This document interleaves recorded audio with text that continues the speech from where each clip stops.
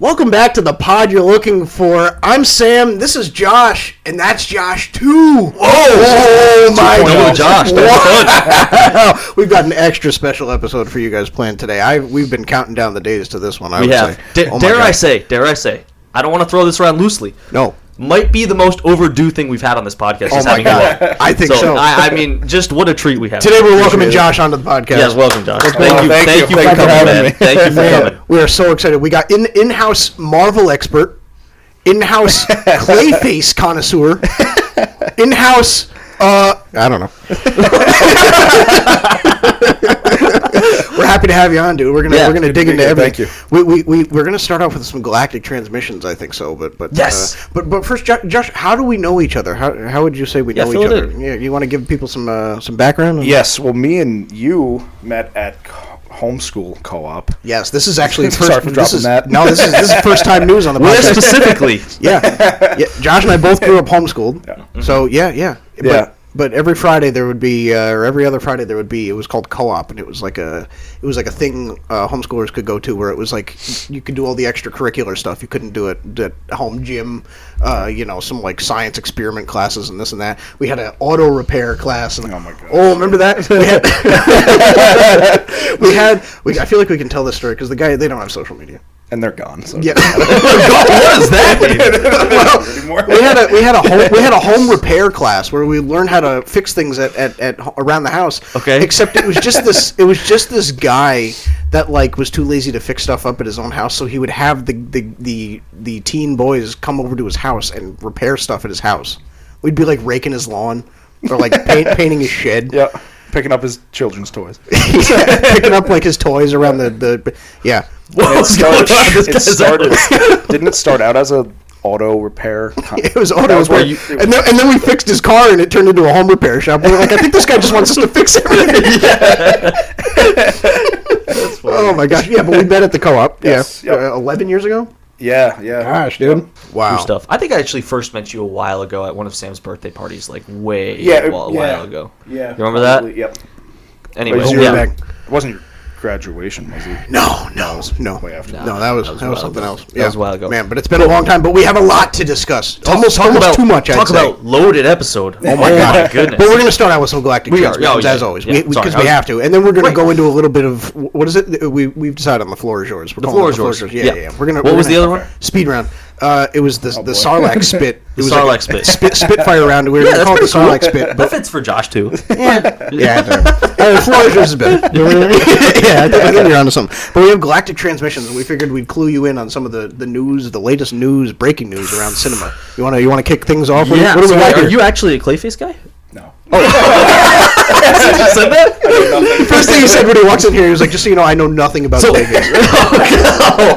Gotcha. So I did want to say with Clayface, though. So the news is that Clayface just got delayed a month. So no longer in September. We're going to October 23rd. Yeah. Now, is this really big news? No. But at the same time, do I love that they're doing it for a Halloween release? Absolutely. Perfect. Oh, yeah. Perfect. Give it to me. Body horror. What better day to do it? I want to go see it with you guys now. 10 p.m. showing. Latest they've got. We go. What's on a work night. On a work night. Tuesday night. Clayface. Oh, man. No better way to prepare for hump day. Now, can I ask this? Because I feel like this is the best way to approach this Clayface conversation. Mm-hmm. Because I don't think any of us are too versed on the character or the lore around Clayface. I read years ago the original Clayface comic. Wow. Where he wasn't actually, I don't believe he was like a supernatural, like I don't think that the whole like I can turn into clay thing was a thing. I think it was more he was an actor, like a failing actor who could like immerse himself in a role so much that he like transform. He was like Chameleon in Spider-Man. It was like he was like a transformative villain where he could disguise himself, I believe. Okay. He was more of like a serial killer type.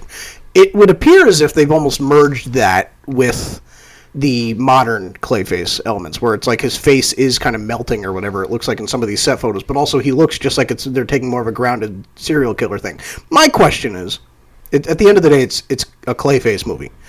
With the recent failure of the Sony-verse Spider-Man spin-offs, I think where they've all kind of flopped, and even the fun ones are not good. They're just, you laugh through your way through them.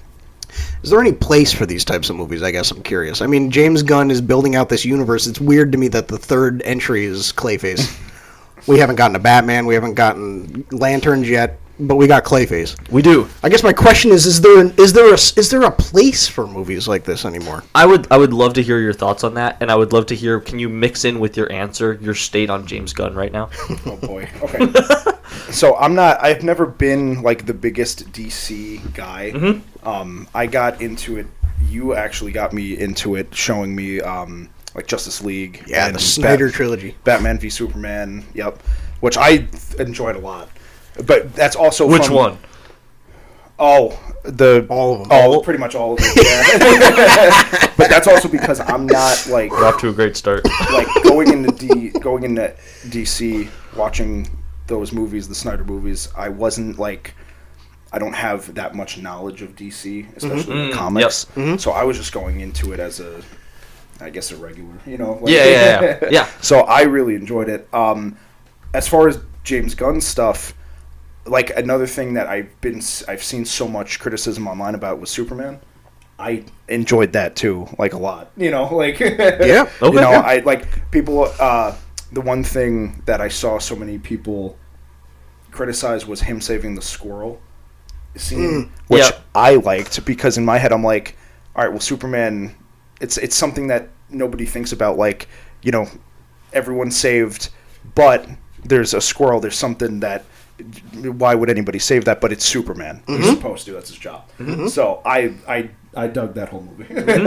And it's the thing no one sees either. Right. It's like, what do you do behind closed doors kind of thing. Like, nobody saw that or the recognition. It's just him. Right, exactly. It's doing it because he's a great guy. Yes. Yeah. Dude, and I remember when Batman v Superman came out and Superman fought Doomsday in the park or whatever, like where they had that military facility set up for Lex's experiments. I remember when the facility first like kind of erupts when they begin their fight.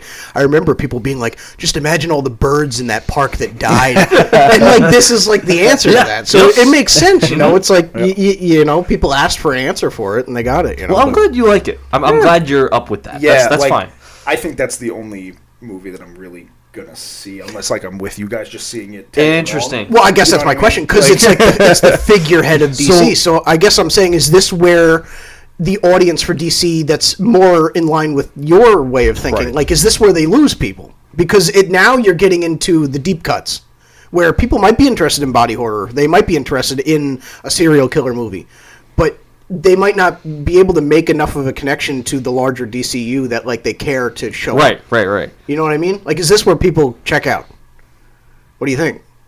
Yeah. Is this where DC starts to... I don't know. I mean, I think it's mixed. I don't know for you specifically if there's any... This would be where I'm interested in, is looking forward, you got Supergirl, you've got Clayface, and then obviously kind of outside of the DCU part, kind of just inside the overall helm, you've got Batman Part 2. Yes, which I'm also very excited about. Yeah, right. But as like the DCU, they kind of fill this out. Are you feeling that? Because for me, it's tough. 'Cause, yeah. I am not, but that's not because I don't like James Gunn or his vision.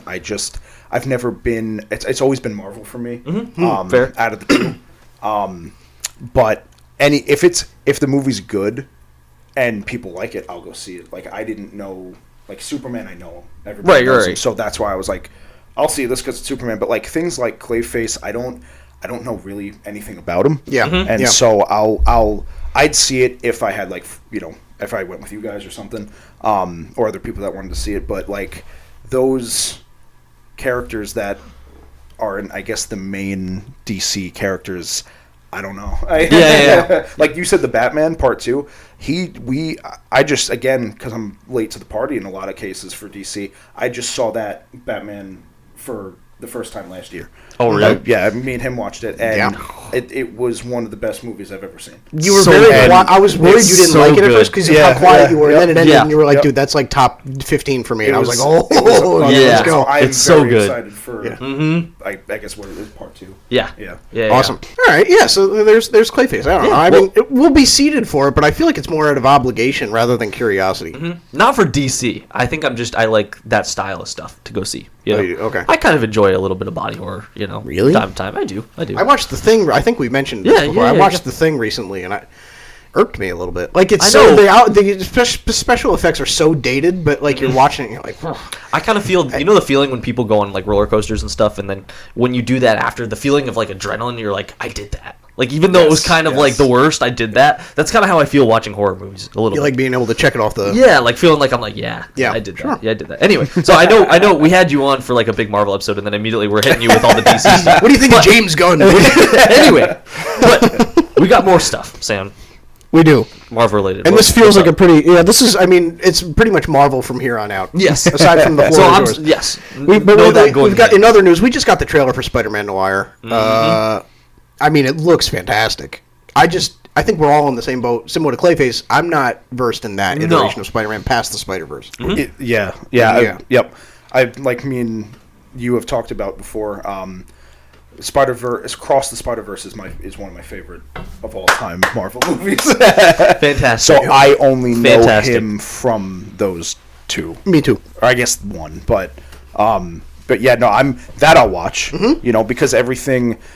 There's always that shred of hope for me that me and you have talked about a lot, where everything, especially now that we're in the Doomsday year and Secret Wars is next year, there's always a part of me that hopes that they connect all of this. Right. You know what I mean? Like, it probably won't. Well, until the multiverse closes, you can't really rule anything out. Right. Yeah. So everything Marvel from here on out until Secret Wars, until I'm walking out of the theater at Secret Wars, I'm watching. Yeah. So sure.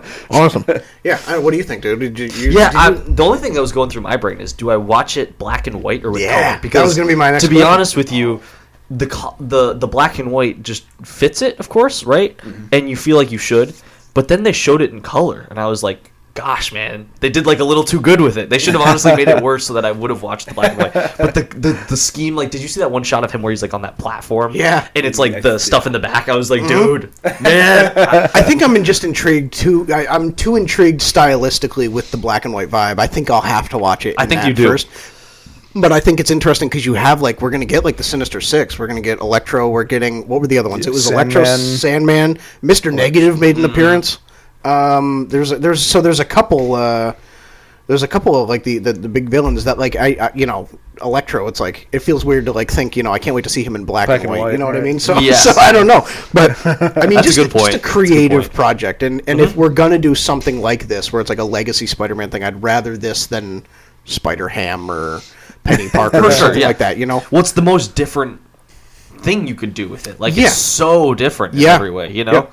Like, even like that was other news that we got, that like Spider-Punk and Spider-Gwen, we're going to be getting different spin-offs as well. I don't know if that's a show, if it's a movie, probably a movie. But those things to me are interesting because I like the characters, but are they that different? Right. I'll say it's got maybe the coolest tagline of any project from the MCU or Marvel that I've seen in years. Did you see it? No. It's with no power comes no responsibility.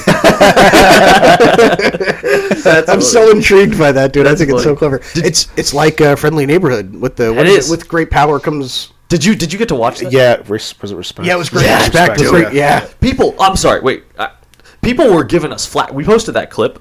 Everyone was acting like that show sucked. Yeah. People told us, they said the animation was good, but the story sucked, which is the flip of what we said. Yeah. It's so good. The story is awesome. Oh, really? You guys didn't like the animation? I didn't love it. I didn't dislike it. I didn't love it. It's very comic booky, but almost like at a cost sometimes. Where it's the same thing with like the Invincible show, where it's almost like, imagine some of these sequences, like spectacle wise, if you could go an extra mile with the animation. You know what I mean? Yeah. But again, it's story wise, it's so. The possibilities are endless. I grew up with Spectacular Spider-Man, and I just loved that animation style. Yeah. So it feels like anything that's not that always felt worse. Yeah. It just feels cozy. It's like a cozy show. You know what I'm saying? It's like I could totally picture going back to it when it's all said and done. Yes, watching that on like a Saturday morning, kind of cartoon style. Exactly, dude. Yeah. The funniest thing with me with that show was I thought it was 8 episodes? Yeah, something like. I think I remember because me and him were watching it together. Yeah. I remember. We watched episode 7, and I thought it was it. For some reason, I just didn't realize. Oh yeah, I remember that, dude. So like the next week came, and I was like, "Wait, there's a new what?" And we were playing. What were we doing? I think we were playing Dead by Daylight. Yeah. And we were gonna watch. we were gonna watch another Marvel movie, and I logged on, and usually, you know how like Disney Plus has like the newest drop, right. It had Friendly Neighborhood Spider-Man, and I was like, that's weird because usually if you watch the latest thing, it takes it out of the rotation. So I clicked on it, and I was like, there's another episode. I could like hear his fingers like racing over to. It was so funny. Does it end? Episode 7 end in like a way that it felt like the finale? Yeah, it felt conclusive. I don't remember what it was. It was. That's I think funny. he had just put on the new suit, so it felt like it was like conclusive enough that you were like, all right, because you knew another season was coming. You were like, all right, you know. That's funny. Yeah, and then we only had one other, news drop, but it was more like a rumor. It was more kind of in the we'll have to see where it leads. But Halle Berry once again disputes claims that she's in Doomsday. Even though she goes, hey, I'm not in it, but I just brought it up in this conversation. Did you see that? I'm not in it, but also I can't talk about it. So I saw the headline. I saw the headline of it, and then I went back and watched the video, and she goes, well, you better ask Chris Hemsworth why I'm not in the movie. So yeah, it was on Fallon or whatever? It's like when somebody's got a story, and they're like, I've just got a crazy story. You don't want to hear it, though. You don't want to hear it. They're like, so, what's the story? Well, I guess I'll say it. Yeah, exactly. That's what she's doing right now. Yeah. Are you calling her bluff? This is Andrew Garfield all over again. It's everybody that is sworn to secrecy with this movie, except you got Ian McKellen just saying that straight up. Reading the script, bringing the script down to Stephen Colbert. But anyway, when I leveled New Jersey, this is like, I think everybody from at least the first 3 X-Men movies is going to be in Doomsday. My wonder is how far do you, because you have Secret Wars, and that is like the major multiversal, calamity. So I wonder, is everybody just going to come back in that movie too?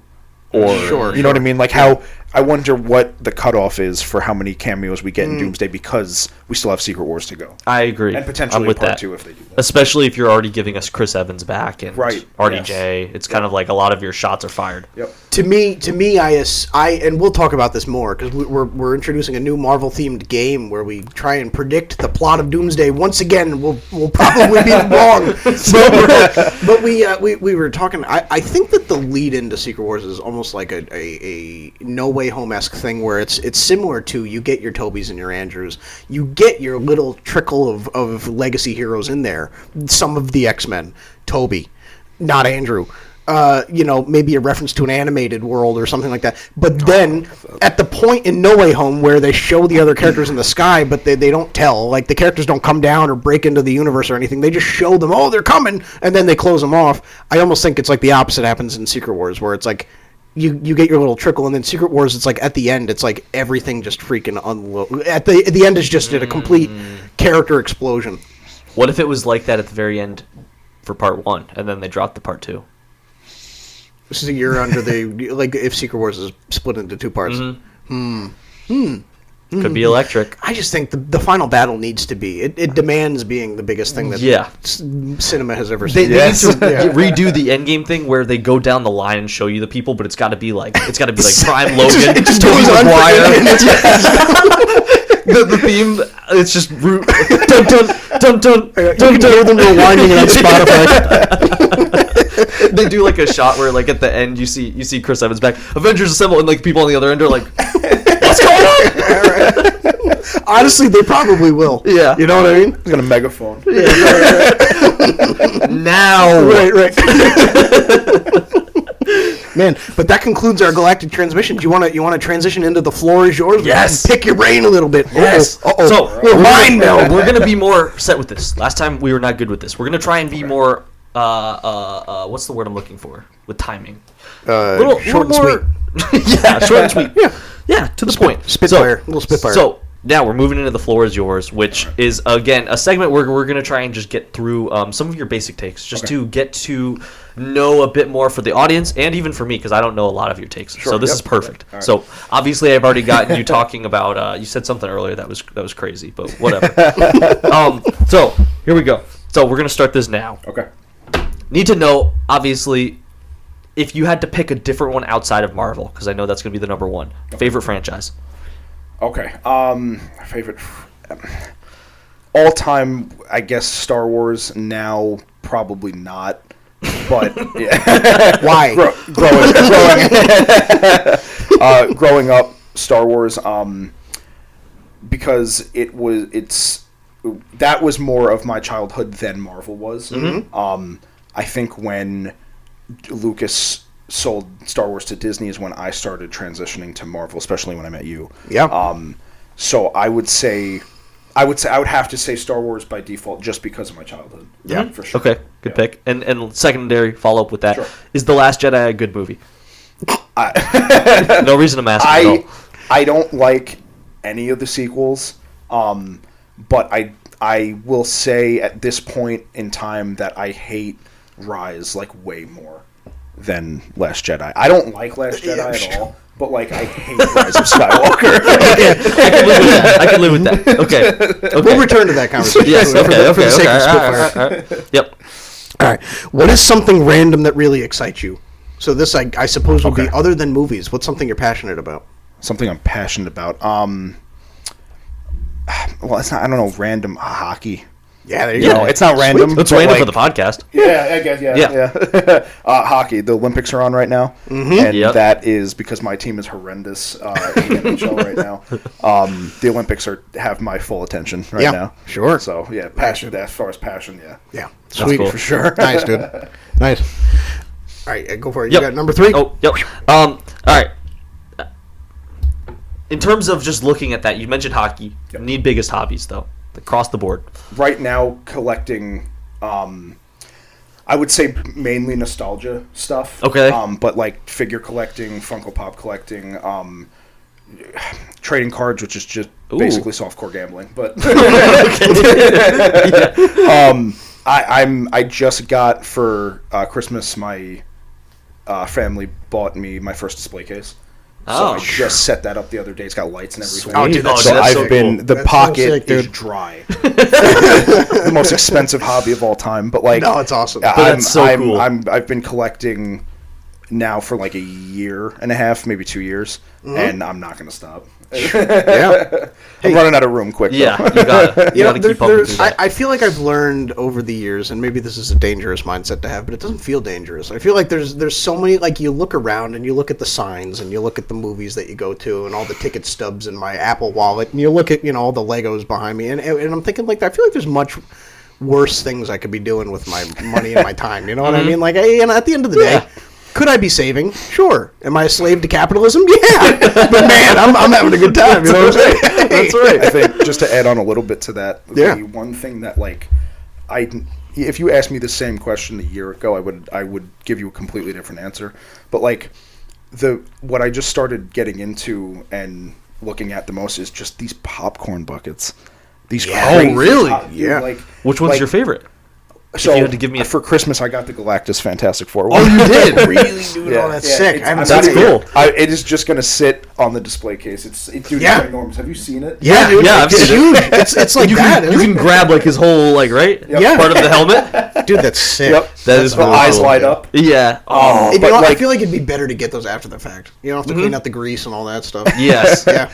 That's why I don't want to damage it or ruin it. Yeah. Or Yeah. like anything. That's really cool. The Thunderbolts one I want. That's the. What was that one again? It's his limo. It's Oh, dude, that's cool. Red Guardian's limo. That's Yep. sweet. Yep. The top came off, or how did that I work? believe so. I think that. Oh, yeah. that's sweet. That's cool. I didn't even see that one. The Sinners is a guitar case. Oh, that's awesome.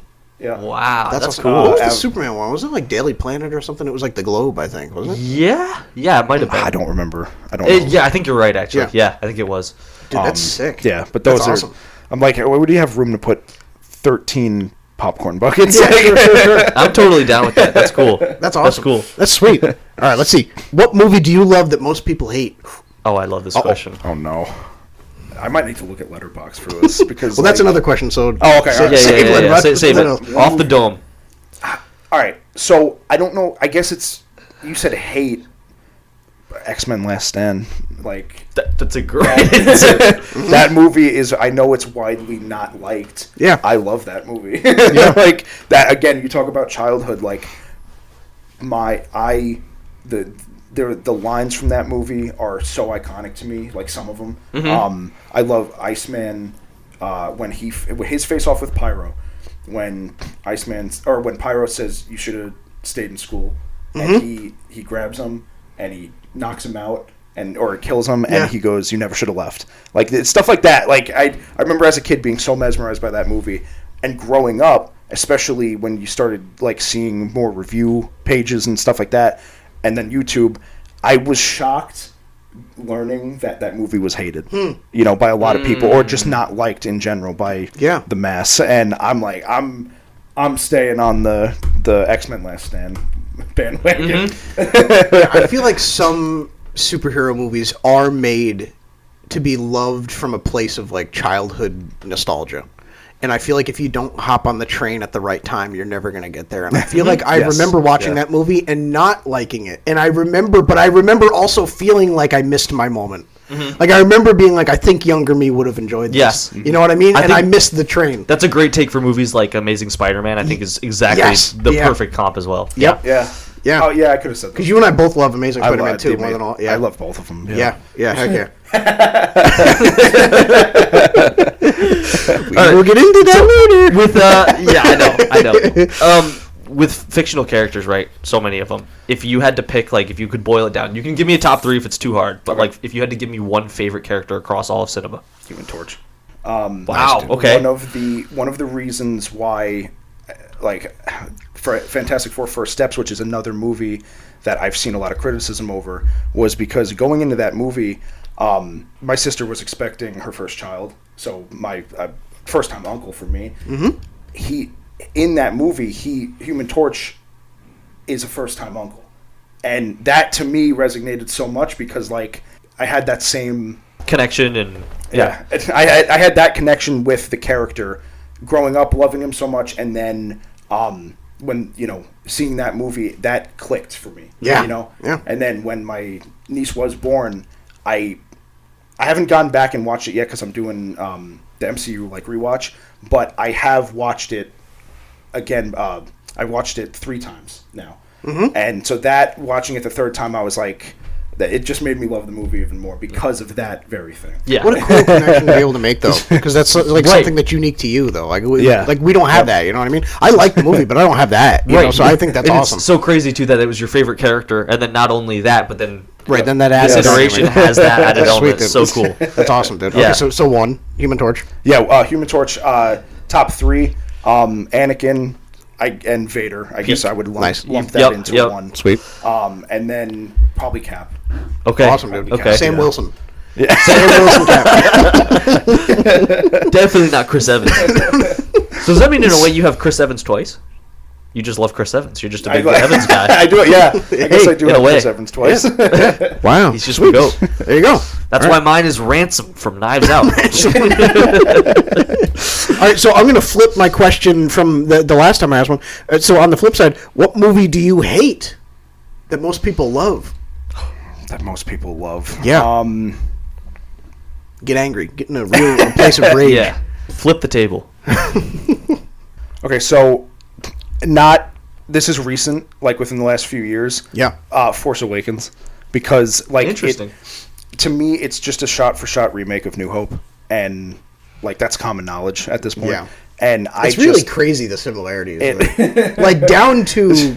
It's a scene-by-scene recreation. The thing I liked about Force Awakens so much was the being in a theater. It's so visually cool, and getting it where you have New Hope, which as awesome as that movie is, you still do have the limitation of time, right? And just having that updated graphically to see like how everything could look was just like blew my mind, All right, so this is the one I'm looking most forward to. Okay. But out of all the takes we've had that you've heard, what is your least favorite take you've heard on the podcast? Okay, so I know... I'm trying to remember if this was said on the podcast, but I know you don't like or are not fond of the Amazing Spider-Mans. You know what? And I love them. You love it. Yeah, I do. I love both. So you know what? I will say I like the first one. Okay, all right. I like the first one. Yep. Moderately. Okay. The second one, dude, what are we doing? It has good moments for sure, but like a movie's just so much more than moments, It's so much more about how it leaves you feeling. And like there's like the moment that makes you feel something, and then you're like everything else is like, what the heck is going on? Yeah, but then that's why you like No Way Home or Endgame, you know what I mean? Because everything makes sense, everything too. Well, everything makes sense in Amazing Spider-Man 2. I think it just is. There's a lot. No, it's horrible. It's horrible. The story stinks. I think for me, for both 1 and 2, like, I watched those for the first time not long before No Way Home came out. Because it was like the year before or something like that. Because you were always the Tobey guy. Yeah. Is that your number one still? Or is it Garfield now? Sorry, I totally... Between the Spider-Man? Yeah, I totally interrupted your thought. I still like Tobey. I guess I like them all in different ways. Mm-hmm. I will say my favorite's still Tobey. You know what I mean? Again, growing up. So you'd go Tobey, Garfield, Tom? Yeah, probably. Okay. For me, the reason I liked Amazing Spider-Man 1 and 2 so much was because I watched those, like, shortly before No Way Home came out. So I was going into No Way Home with, like, fresh off of seeing Amazing Spider-Man 1 and 2 for the first time. Yeah. You know what I mean? Yep. So, yeah. It just added to the level of excitement going in. I think it made him so much more special in that movie because of how inconclusive it felt at the end of the second one, that you feel like for some reason, even though it is a conclusive finish, there needed more to like tell with his story. You need to see how he's going to move on from this. And I feel like No Way Home was the perfect culmination of Andrew Garfield's character to being like, even if he doesn't appear in anything else, like this is him showing that I he's got what I moved needed. on. Yes. Yeah, I got his redemption. I got he saved MJ. I got the whole thing. Exactly. It was perfect. Which made that scene so much better for me too, because him saving MJ, I had that fresh in my mind. That's right. Like, you know what I mean? Him not being able to save Gwen, but then going into No Way Home, I had that fresh in my mind like a couple months before. Sure. So, yeah. Dude. Yep. I can't remember. I remember he hopped out of the portal and took the mask off, and I just remember I was like, we were next to each other. I grabbed Josh and I'm like shaking him. I'm like, this means something to me, man. We always talk about like crazy, dude. Me and him always laugh, like, whenever we've seen a Marvel movie together in theater, we know we like the movie because we don't say a word to each other. Yeah. Especially recently. Like, let me tell you, Thor: Love and Thunder, we were on our phones. That whole movie, we were just talking throughout from start to finish. You won't believe my take on that. And, oh, boy. I know the movie still stinks. About this, dude. I think the first 30 minutes of that movie are, like, perfect. Well, I think it's so funny. The opening scene where he gets the sword, it looks ridiculous. It's so funny. It looks like it. That opening scene where he gets the sword, it was like, I remember I was like, okay, this is good. Yeah. You know what I mean? Like, and then it just falls off so bad after that for me. Dude, and that's like the opening scene. No, it's not. It doesn't fall off after that. You liking any measure of that movie past the Guardians sequence it's borderline offensive. That's like the first 30 minutes. I'm almost totally offended by that. I can't do the split kick scene. That was it. I remember that happened, and Josh. It's so funny. Josh threw up his hands. It was maybe the loudest I've ever heard somebody like groan in a theater. The problem is not that scene. It's the fact that they stay in that mindset. I think it's perfect for what it is. It's a transition right from Ragnarok. It's just the fact that they stay in that weird muddiness, and then the rest of the movie just dips so hard that you like think that the beginning sucked. If the second half was serious and like very dark, they should have just had him kill Jane right then.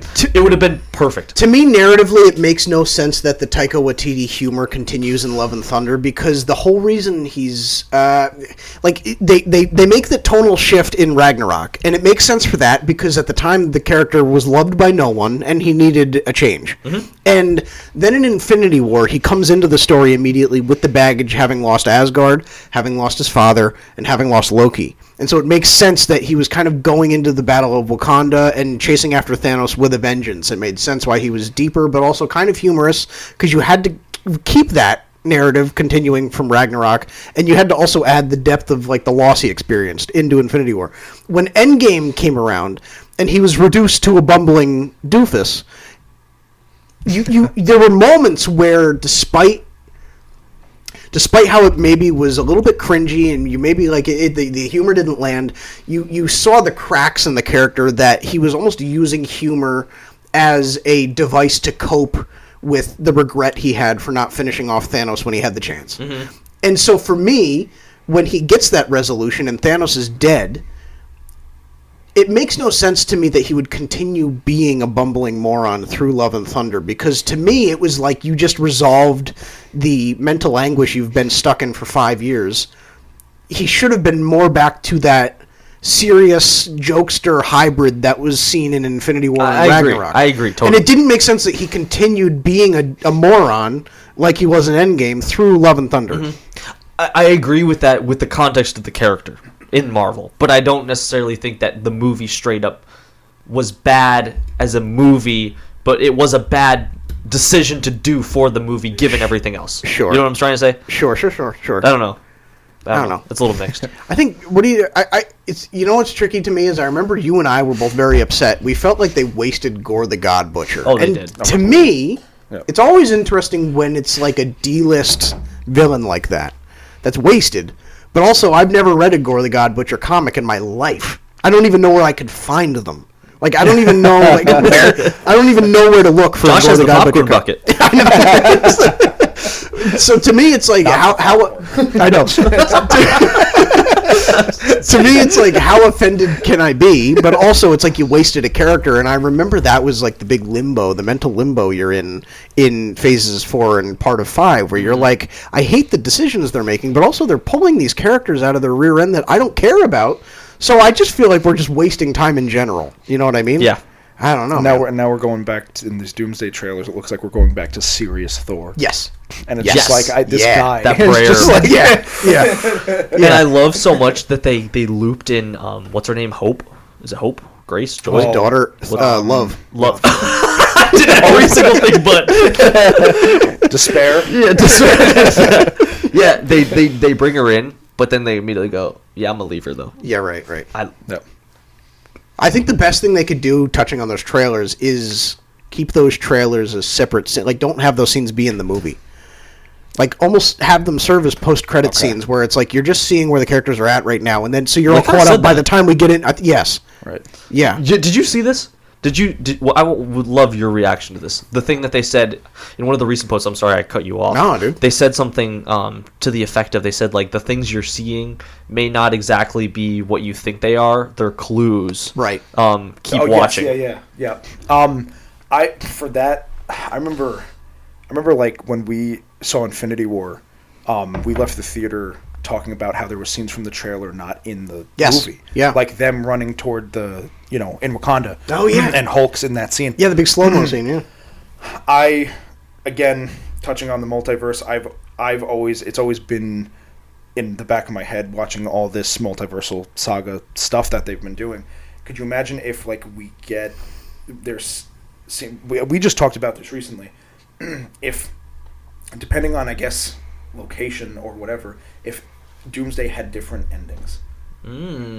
Like the multiverse, you know what I mean? Like if different theaters had different endings. That would be wild. Obviously, that would be unbelievable. Possible, but like, choose your own adventure type of thing. Like the stuff we're hearing about the rumors of this movie, like there's been people that know kind of what happens in the movie, and they're saying, without getting too detailed, that they don't know how Marvel's going to pull some of the stuff that they have in Doomsday off. And I'm like, that would be cool.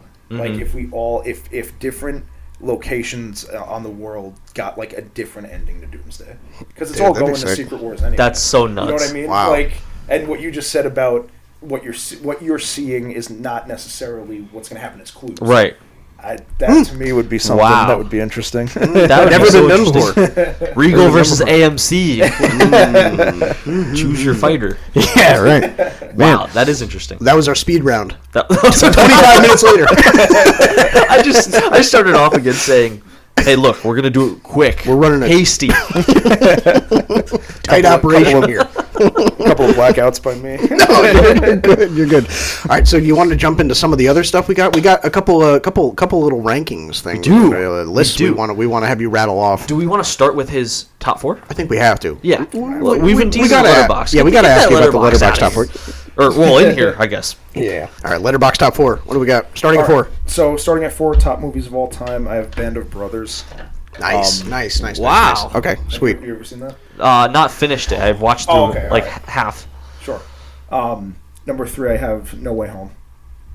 Spider-Man No Way Home. Mm-hmm. Okay. Number 2, I have Revenge of the Sith. Sweet. And number 1, I have The Warriors. Nice, dude. From 1970. Oh, interesting. Don't see a lot of people talking about The Warriors. Yeah. You want to touch on why is that your favorite? So, I hate to keep bringing up like growing up, but so growing up, we lived on Long Island, and my uncles were big into this movie. Yeah. I know my mom. My grandfather passed before I was born, but also he was into it. And they were big into it. They had action figures and shirts and stuff. Nice. When the movie came out. Yep. And I remember my uncle gave me one of the action figures when I was a kid when we moved up here. Mm-hmm. And I was always like, I had it in my possession, but I didn't know. I was like, I don't know who this is. Yeah. Like, So I remember wanting to know more about the movie, and I sat down and watched it with both my parents and was hooked. And it's my favorite movie of all time. It's never getting topped. It's just never getting topped. Mm-hmm. But it's a movie that's not that well known. No, it has a big fan base, but it's not huge. Like I can count you on one hand, like how many people I've said, "Oh, my favorite movie is The Warriors," and they have they know what I'm talking about. Yeah, like it's not many people. It's very stylized too. It's like a cult classic, stylized cult classic. It's cool. Yeah, that is cool. I like having movies like that where it's kind of like your own thing, you know. Have you seen it? Have you seen No, I've never seen it. It's cool, No. dude. It's like how would you summarize it? it? It's almost like a 1970s like gang war type. Yeah, so it's there's gangs in like the 5 boroughs of the city, Bronx and Manhattan and like Coney Island. That's where most of the movie takes place for the gang in Coney Island, and they're all these gangs meet up in the city to have like I guess a big meeting, and the cops show up and like chaos ensues. But the gang that you're following, the Warriors, they have to make it back to Coney Island, fighting off the other gangs because they're going through their turf, and it's turf wars and everything like that. And it's just the story of this group of guys. I think it's like 8 or maybe 9 guys having to fight their way back home. Okay, that's cool. I won't. It's pretty cool about it, but it's so simple. But yeah, it's sweet. It's not a long movie. It's only 94 minutes. Yeah. Okay. The cinematography. I always I'm a sucker for that. Like it's really cool. There's like the cutaway shots where it's like the lady talking into like the radio or whatever. Yes. Like that. Yeah. Yep. It's cool. It's almost like broken up. I don't want to call it like it's like a narrator type thing, but they kind of play on this like off-screen narrator. I don't think you ever see her face, right? No. But it's more this lady's kind of like setting the stage for each scene, but it like breaks it up. We don't see the top half. Yeah. It's really cool though. It's like it cuts away and this lady kind of like talks to a mic and she's like, so now we see the Warriors are and it's really cool. It's broken up in like segments. Okay. And as throughout the movie, she's playing songs on the radio, like. It's kind of like messages to the Warriors. Like the one song says like nowhere to run to, nowhere to hide, meaning like all the gangs are coming for you, and she's playing it over the radio, so that these gangs are listening. They're all listening to the radio. It's on, and she's playing music throughout the movie. Like the soundtrack is what she's playing. It's really cool. I would be stunned. I would be stunned, and I haven't looked into this, but I would be stunned if Quentin Tarantino wasn't greatly inspired by the Warriors, because it's that movie it's that movie style where it's less you get to know these characters and then you throw these characters in a situation. It's almost immediately these characters are established by the situation they're thrown into, and you just kind of have to like latch yourself onto the train while it's moving. Yeah, and it's cool. It's like it's just you're kind of just watching this thing unfold for these characters, and you kind of hope you attach yourself to them along the way. Yep. It's pretty cool. It's fun, dude. Cool. Yeah, that's a fun one. That's a good pick. That's sweet. All right, what other rankings do we have? We had a Marvel one, right? We want to please. Okay. Please, all Marvel properties. Yes, please. I would top 10. Yeah, give us top 10. All right. And all right. Yeah, I'm gonna try and be thinking about what's not in there. I think that's gonna. Yeah, right. That's kind of more right, because I think that's probably what's gonna be the issue here. Sure. This is movies and shows. This is everything. Yeah, if you have that. If you just have movies, do you want to do a top 15? Is that crazy? Or is the top 10 more for? I think it originally was top 15, right? Okay. Yeah. Try for it, because I feel like there's so many. I mean, I could give you top 10. My 15, I haven't changed it so long. Okay, well, then you can do 10. My top 10 is set. Yeah. Okay, then do top 10. Everything after that is do top 10. Yeah, go for it. Yeah, whatever you're confident in. All right, yeah. So for Marvel, I'm going to include. I have movies and shows in here. Yep. Awesome. My top 10, starting at number 10, I have Avengers. Sweet. Okay. Number 1. Yep. Yes. Avengers 1 at 10? Okay. Number 9, I have X-Men Last Stand. That's all right. I'll tell you what. That's a take. It's a take. Yeah. Wow. Yeah. Wow, that's a lot. Above Again, Avengers 1. I haven't changed this list in quite a while, but I just rewatched it too. Last Stand?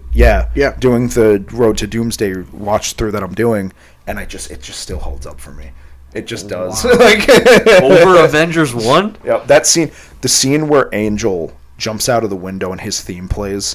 You know how much I love that scene. I do. I love that theme, man. That theme is like one of my favorites. That movie gave me my love of Iceman. I remember. Yep. Do you remember in the OG Lego Marvel superheroes, you could go to the top of, was it Oscorp or something, or the Avengers Tower, and you could slide down all the way down. Yes. I so much fun, dude. I thought it would take like 45 minutes. Stupid in that movie.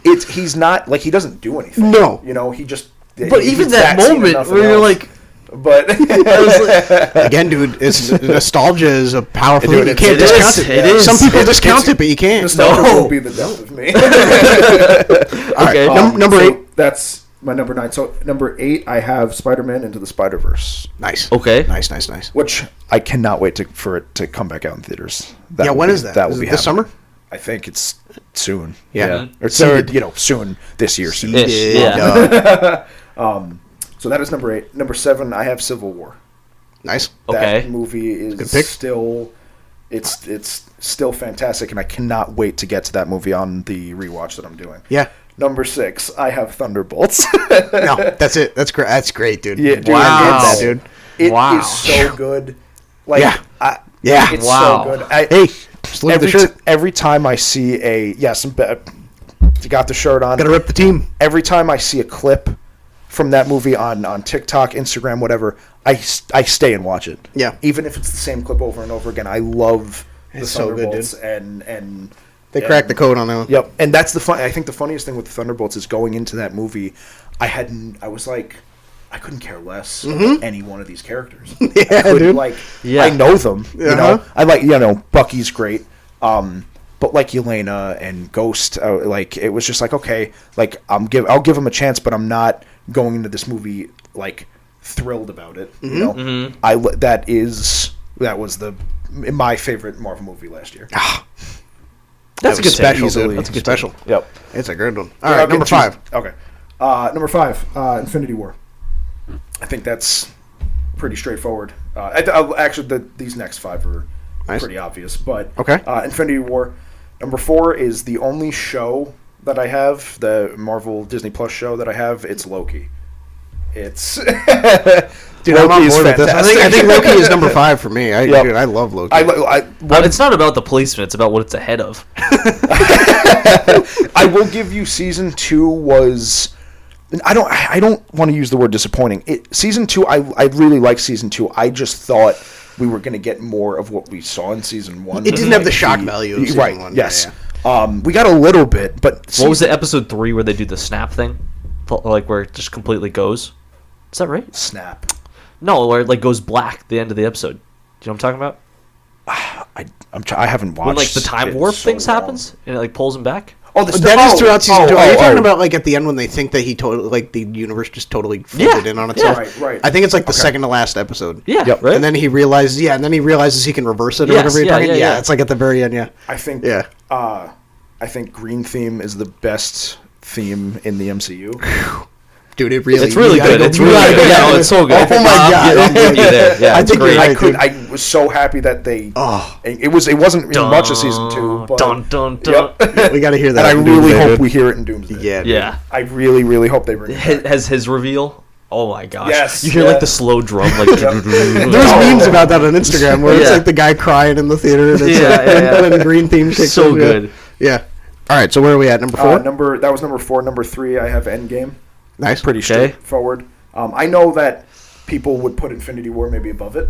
Okay. But again, for as far as like me, for theater experiences, Endgame was unbelievable. I remember we walked out of Infinity War like sad and confused. We walked out of Endgame like I was ready to got everything you wanted. Yeah, I was ready to explode because like it was the best theater experience other than No Way Home. No Way Home was great. I think Endgame was like one of the best theater experiences I've ever had. Yeah.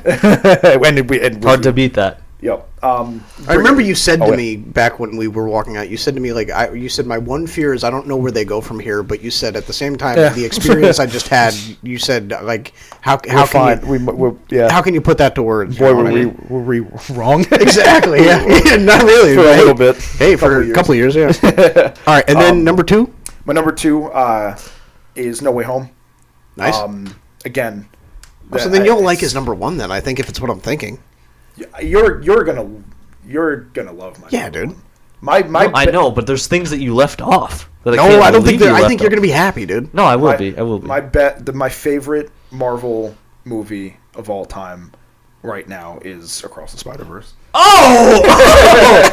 I've had that on my list forever. Okay, list saved. List saved. Put the word out. We back up. Redemption. I believe in redemption. I would love for you to speak to this. This is my favorite movie of all time.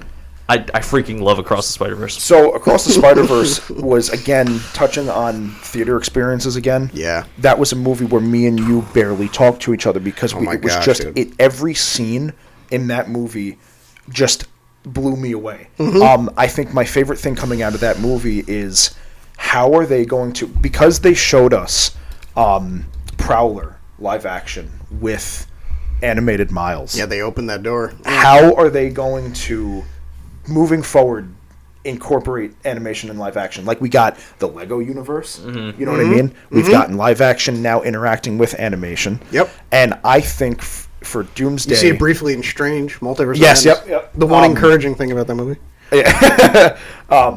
So in Doomsday, I hope one of the things, I don't know how they would pull this off, but I would love to see in either Doomsday or Secret Wars them introduce animated characters in the MCU. Interesting. Like, you know what I mean?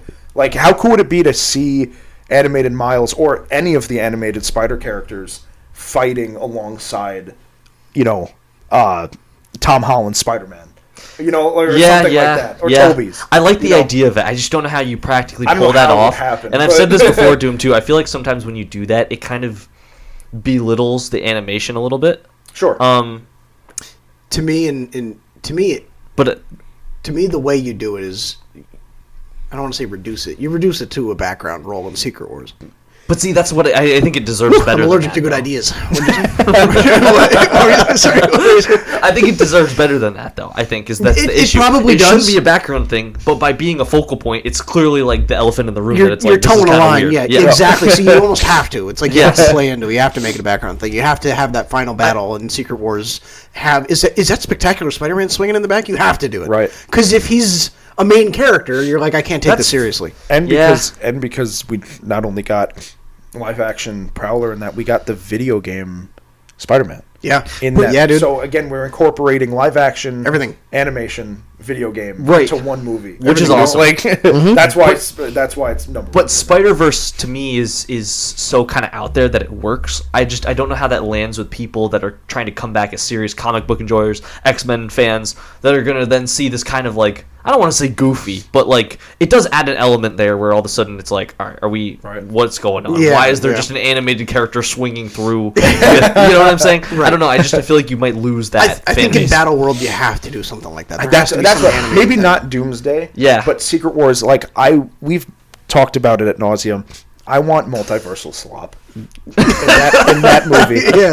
I want multiversal slop in that movie. And I'm okay with it. We've been saying for a while, like, Doomsday is where you have the serious narrative thing, and then Secret Wars is where you just say, all right, we have 3 more hours in this multiverse thing before we go back to normal, right? Fulfill everybody's wildest fan dream. Yep. You know what I mean? So can I pitch you on my thoughts for Beyond? I want them so badly. Oh, yeah, and that too. Yeah. I want so badly for them because I don't know how you deal with Spot as a villain with like a punchy kind of finish.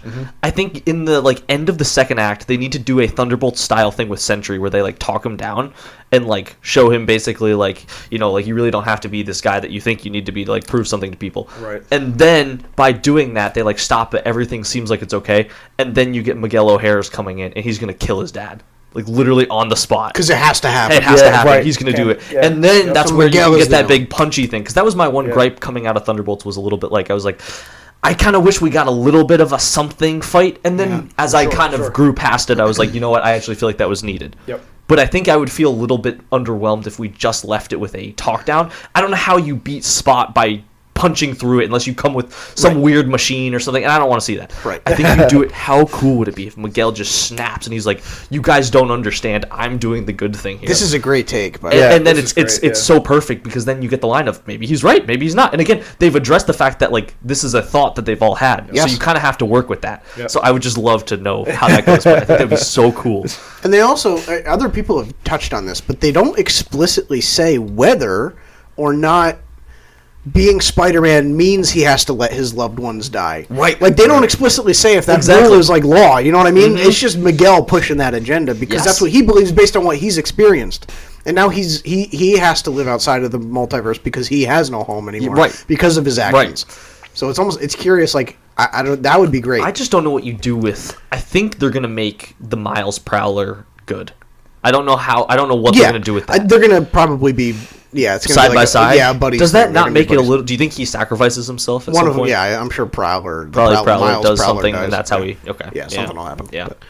And I remember just touching on one last thing. Yeah. I remember me and you talked about at the end of Across the Spider-Verse, because that movie had like 9 times where we thought it was over. And like the ending just kept going with the music, and then it would cut to something else. Yeah. I remember me and you were sitting in the theater, and I think I don't know who said it to who, but we were talking about at the end, right when they all swing off the rooftop there, we thought either one of the live actions was going to be with them. Yes. Right? Yeah, we did. Like we talked Glenn about. had assembled the team, right? We thought maybe either Tom was going to be there or Toby or Andrew. And that's why, like, I think ever since that movie, I've had that idea of, man, if they can somehow incorporate the animation into Doomsday or Secret Wars, that'd be cool. That would be such an unbelievable thing. Game changer. Like, and that goes back to one of you was saying how I think it was you, they're attempting things in Doomsday that they've said themselves that we don't know how we're going to pull this off. Yeah. And I'm thinking that's to myself, what's scary to me. You're already doing that with like 5 other things. You're going to add in this element too. Yeah, but it's a big task. You have man. to because it's Secret Wars. Do you know? I don't think you do have to. Yeah, but okay. So if they officially come out and straight up say, "All right, this is going to be 2 parts," suddenly is that much more easy to manage? You know what I mean? I feel like that's much easier to, I'm just kind of opposed. They can't ignore, dude. If this is the multiverse and Doom creates a world where every realm, dimension, this and that, you see like the Hulk, thing where they're all, whatever. You have to do some animated thing, even if it is X-Men 97, even if it is Spectacular Spider-Man, even if it is you have to do something animated. You can't do it in Doctor Strange Multiverse of Madness and not Secret Wars. You know? Right. So that movie also stunk. I know, but that was a bright spot because you were like, holy moly, are they about to? And then they don't. Yeah. Yeah. Well, I agree with him. Like, they did touch on it already in Multiverse. A little bit. Yeah. And then you get, again, even further, the what if characters. Yeah. I hate what if. Yeah, what if? I mean, yeah. Like, that's what the if easiest is garbage. But the what if characters, are they going to remain animated? Mm-hmm. Or are we just going to get live action versions of them? Well, I think Spider-Verse messed with that a little bit because I think it's much easier to have like Tom come in do a Spider-Verse movie as an animated version of his character because you just need him in a studio for 2 days recording voice lines. Right. Now it's like you have to have him suit up. Mm-hmm. He's got to get in shape for Spider-Verse. Right. So it's like it's trickier now. They made it harder. Because I would imagine we see a few what-if characters in Doomsday, or at least Secret Wars. Yeah, especially because they were at Loki's tree. I'm sure. So that's where it's like... Especially if there's something where it goes through like all the people that Doom has imprisoned. Mm-hmm. You got to think there's going to be some Easter eggs there, you know? Mm-hmm. I don't know, dude. That's my favorite bit that they have going on right now in Marvel is the Tom not existing thing. Yeah. Just the fact that he's not in Across the Spider-Verse or anything, like where it's like everyone forgets he's Spider-Man thing. Yeah, I think that's so cool. Yeah. All the comment sections on Instagram, people are like, "Who's that?" Yes, and then like across all the photos, like his face is just blacked out or something. Like it's just constant. Yeah, I love that. Oh yeah. So before we move on from that, I would like to go through what was missing Where is Winter Soldier? And what are you doing with that? Dude. That's insane. Huh? Winter Soldier. I'm sure that's like Loki right outside above the that? Yeah, that's where Spider-Man 1 and Spider-Man 2 with Toby. It's top 20. Winter Soldier's top 20. But Last Stand? We have X-Men Last Stand over all those movies. You don't want to know where I have the list is fluid. Spider-Man. The list is fluid. I have Winter Soldier at 17. Again, Wow. I have 17. So what's 11 through 16 at the? I know you said 10 is the one that's set, but what Okay, do you, all right, so then what do you have kind of tentatively at? okay. So 10 was Avengers. Yep. 11 is X-Men: Days of Future Past. That's a good pick. That's a good pick, dude. Because I love it. Yeah, Days of Future Past. I mean, it's not better than Winter Soldier, but That's fair.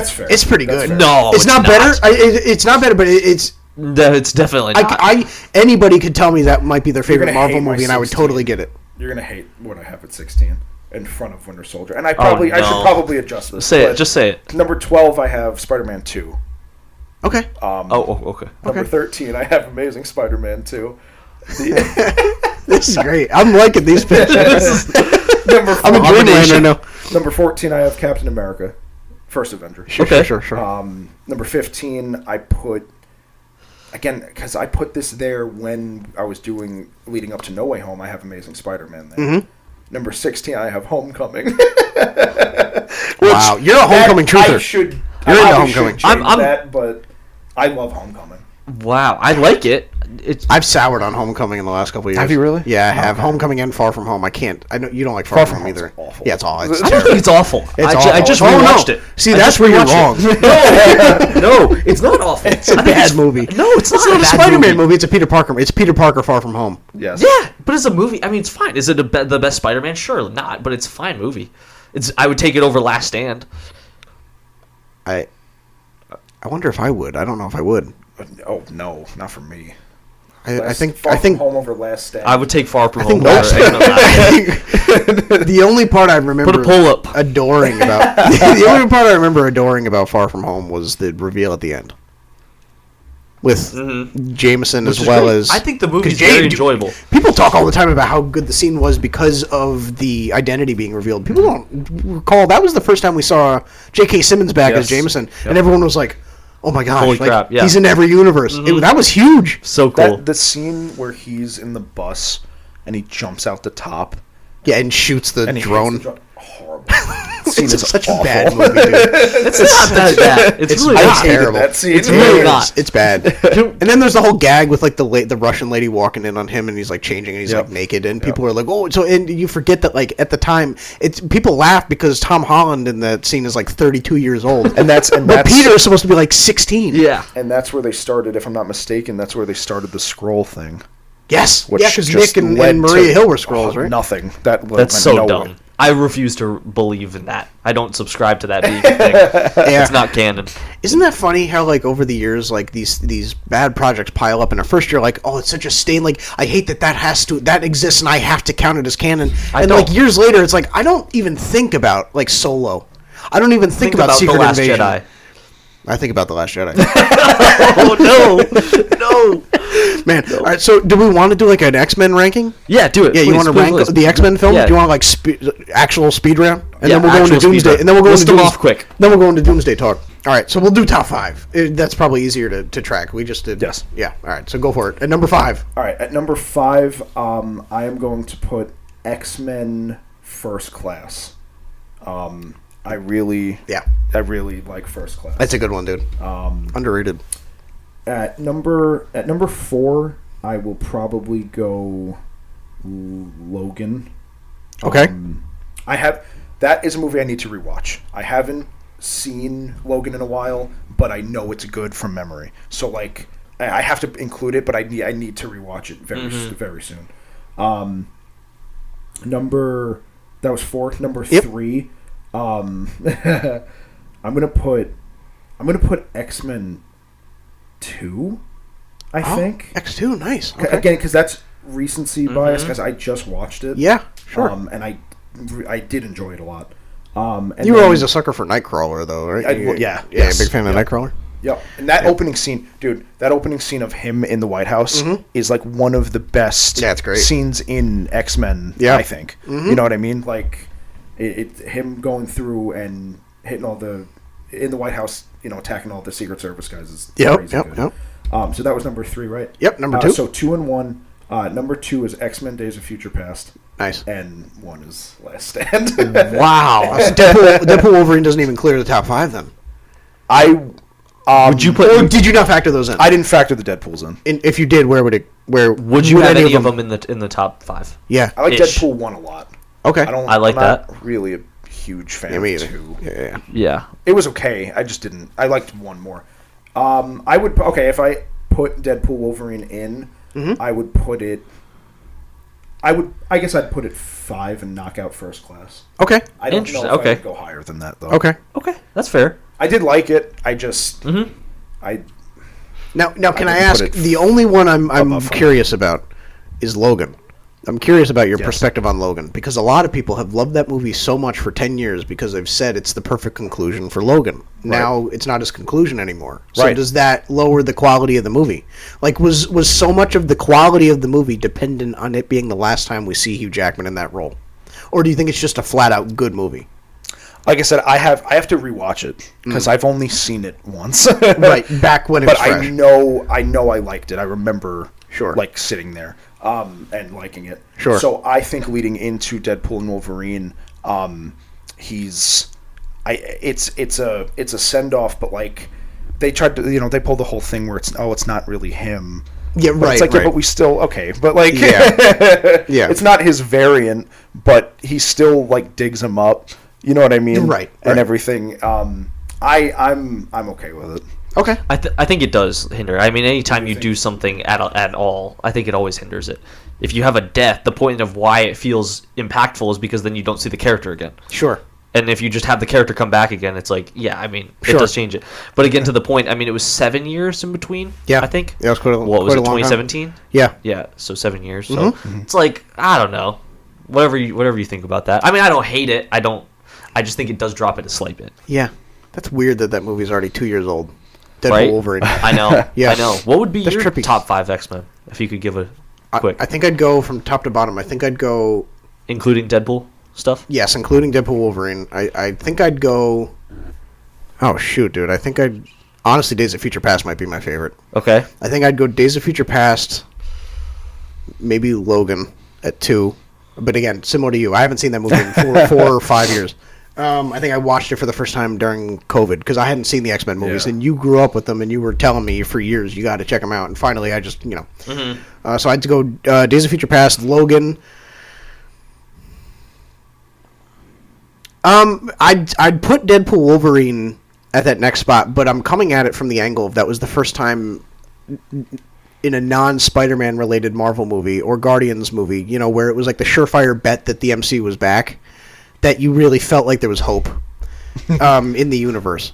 You didn't walk away from a non-Spider-Man or Guardians project hating yourself. You know what I mean? And I remember that was such a good feeling that carried into it carried on for quite a long time. It took a while for the hype for that movie to die down for me because it was so pleasant to sit through that movie, all the surprises and the cameos and stuff, and it was cheap fan service, but it's Deadpool, so it's almost like we're emphasizing how cheap this is. We know how cheap this is, but we're doing it because we have to. Then I'd say, dude, I'm a real sucker for First Class. I really like First Class, and then maybe I'd put X2. You might be onto something there. You and I's list is like exactly the same. Can I read you my top 5? Yeah, go for it. Yeah. I have at 6, just so you have it. I have X2 at 6. Okay. I have X-Men First Class 5. Yep. Deadpool and Wolverine 4. Okay. Deadpool 3. Yeah. Logan, X-Men Days of Future Past. Yeah. I have Last Stand on there. Gotta edit it. It's 7. Yeah. 7. Yeah, right. With your point on Deadpool and Wolverine, I think you're right. That felt like the Amazing Spider-Man 2 for me, where it's like the story's kind of stupid and I really hate all of it, but there's so many just awesome fun moments in it. Yeah. That like I love it's like the type of movie you kind of want to just like look away, and then like when you know that part's on, you're like, I gotta sit and watch it. Right. You're like, all right, I can. It's the perfect FX movie. Yes. Yeah, I'm gonna have this on in the background. Yep. Yeah. Yep. All right, we have one more ranking for you. We're going to do a blind ranking. This is something you and I do all the time when we play PlayStation together. So I feel like we have to do a blind ranking. We're going to rattle these movies off, and you have to rank them 1 to 10. Or blind ranking. We're going to do a top 10 list. They're randomized, so some of them might be 10. So. Some of them might be Fox properties. Some of them might be TV shows. Some of them might be movies. We don't know. We do. You don't. And then we're going to go into Doomsday talk. Oh boy! All right, so you want to go back and forth. You want to rattle some of these off in no particular order, and you have to keep track. Yep. You want to type them out while we do it, so that you can kind of. You have the very last one set in there. That's on the list. Mm-hmm. Say that one last. Okay. I want that to be the last one. Okay. All right. And we're gonna kind of make the list for you, so that we're keeping track. So that in case. Yep. All right. So you want to read off the first one? We'll go back and forth. Number 1, because you mentioned how much you love it, so I'm gonna make it difficult. Okay. We're going to go with X-Men Apocalypse. I'm just kidding. You didn't say that. 12. No. Well, really? X-Men Apocalypse? Yeah. Oh, I thought. No, okay. That's in your ranking. Yeah, so where would you put it? Where would you put it? 1 to 10. 8. 8? Okay. Okay. Pretty good. All right. Pretty good. That's actually exactly where I would have expected him to put it if he knew where all the other... Should I have not led with that? I shouldn't have led with that. No, I think that's good. I think that's good. I think his placement was perfect. Okay. All right. Let's see. Thunderbolts. Oh man, not knowing what's coming. Okay. Playing it safe. 3. You know what's? I was actually gonna say Thunderbolts, but then that's why I said we just talked about it, but I didn't want to go 3. All right. Next, you've got Guardians 1. Guardians 1. Ooh. I do like Guardians. 5. 5. I feel like that's a pretty fair placement. Okay. All right. The Netflix Daredevil show. So not Born Again. Oh man. Not Born Again. Not Born Again. Just the 3 seasons of Netflix Daredevil. Just season 2. No, I'm just kidding. Season 2. Just everything with the hand. So bad, dude. I hate that. I hate it so much. I love Netflix Daredevil 4. 4? Love, yes. Okay. Yeah. So I have 3, 4, 5, and 8. You guys are keeping track. Yeah, we got it for you. Yep. All right. Next, you have X-Men 97. Yeah, you want to keep typing these out? I'll make the list for him? Yeah. Or reading these out, I mean? Yeah. 7. 7 only because I never watched the original. So I'll put it 7. All right, next you've got Avengers Endgame. What do I have open? I think you have 1. Yep. 2. 6 and 10. 1, 2, 6, and 10, and 9. Oh, and 9. Okay. Because I can't go low. I can't go 6. 2. 2. Okay. I feel nervous leaving that one open. Okay. To be completely honest. Okay. All right. Next, you've Captain America: First Avenger. Oh man. I almost want to go 1 here because I'm right. If the next 3 are terrible, I have to put one of them. Well, that's the question. Are there good ones or are there bad ones left? I'm gonna risk it. I'll put Cap at 1. Okay. All right. Cap at 1. You're laughing. All right. Next, you've got Thor: Love and Thunder. 10. You didn't want to put that one in 1? No. 10. Easy. Thor: Love and Thunder. Never watching that movie again. Next, you have Eternals. 9. All right, so and 6. This is going 6. This is your 6. And you left it last. Your very last one. All right. Spider-Man Across the Spider-Verse. No. You know what? Okay, then if I put Cap at 6, would you have liked the list? Yeah, dude, if you swap Cap and Spider-Man, that's a perfect list. That's a list you would have made with. That's just my Letterboxd. You know what's actually list? funny? Yeah, that's just what I have. Originally, I said I was going to leave Eternals for the last, but then when you had 9 and 10 sitting there, I was like, that's too easy. Dude, that was almost a completely perfect list. Wow, that was really good. You did really good with that. Yeah, I'd switch Cap and if I had to, I'd switch Cap and Across. All right, so your final list is from 10 to 1: Thor: Love and Thunder, Eternals, Apocalypse, X-Men 97, Spider-Man Across the Spider-Verse, Guardians 1, Daredevil, Thunderbolts, Endgame, Cap 1. Dude, that's really good. That's almost totally perfect. Wow, it's just the Cap and Spider-Man thing, I think. Yep. Wow. Yep. That was pretty good. That's solid. Very solid. Wow, he has like a sixth sense for blind rankings. That's right. That's right.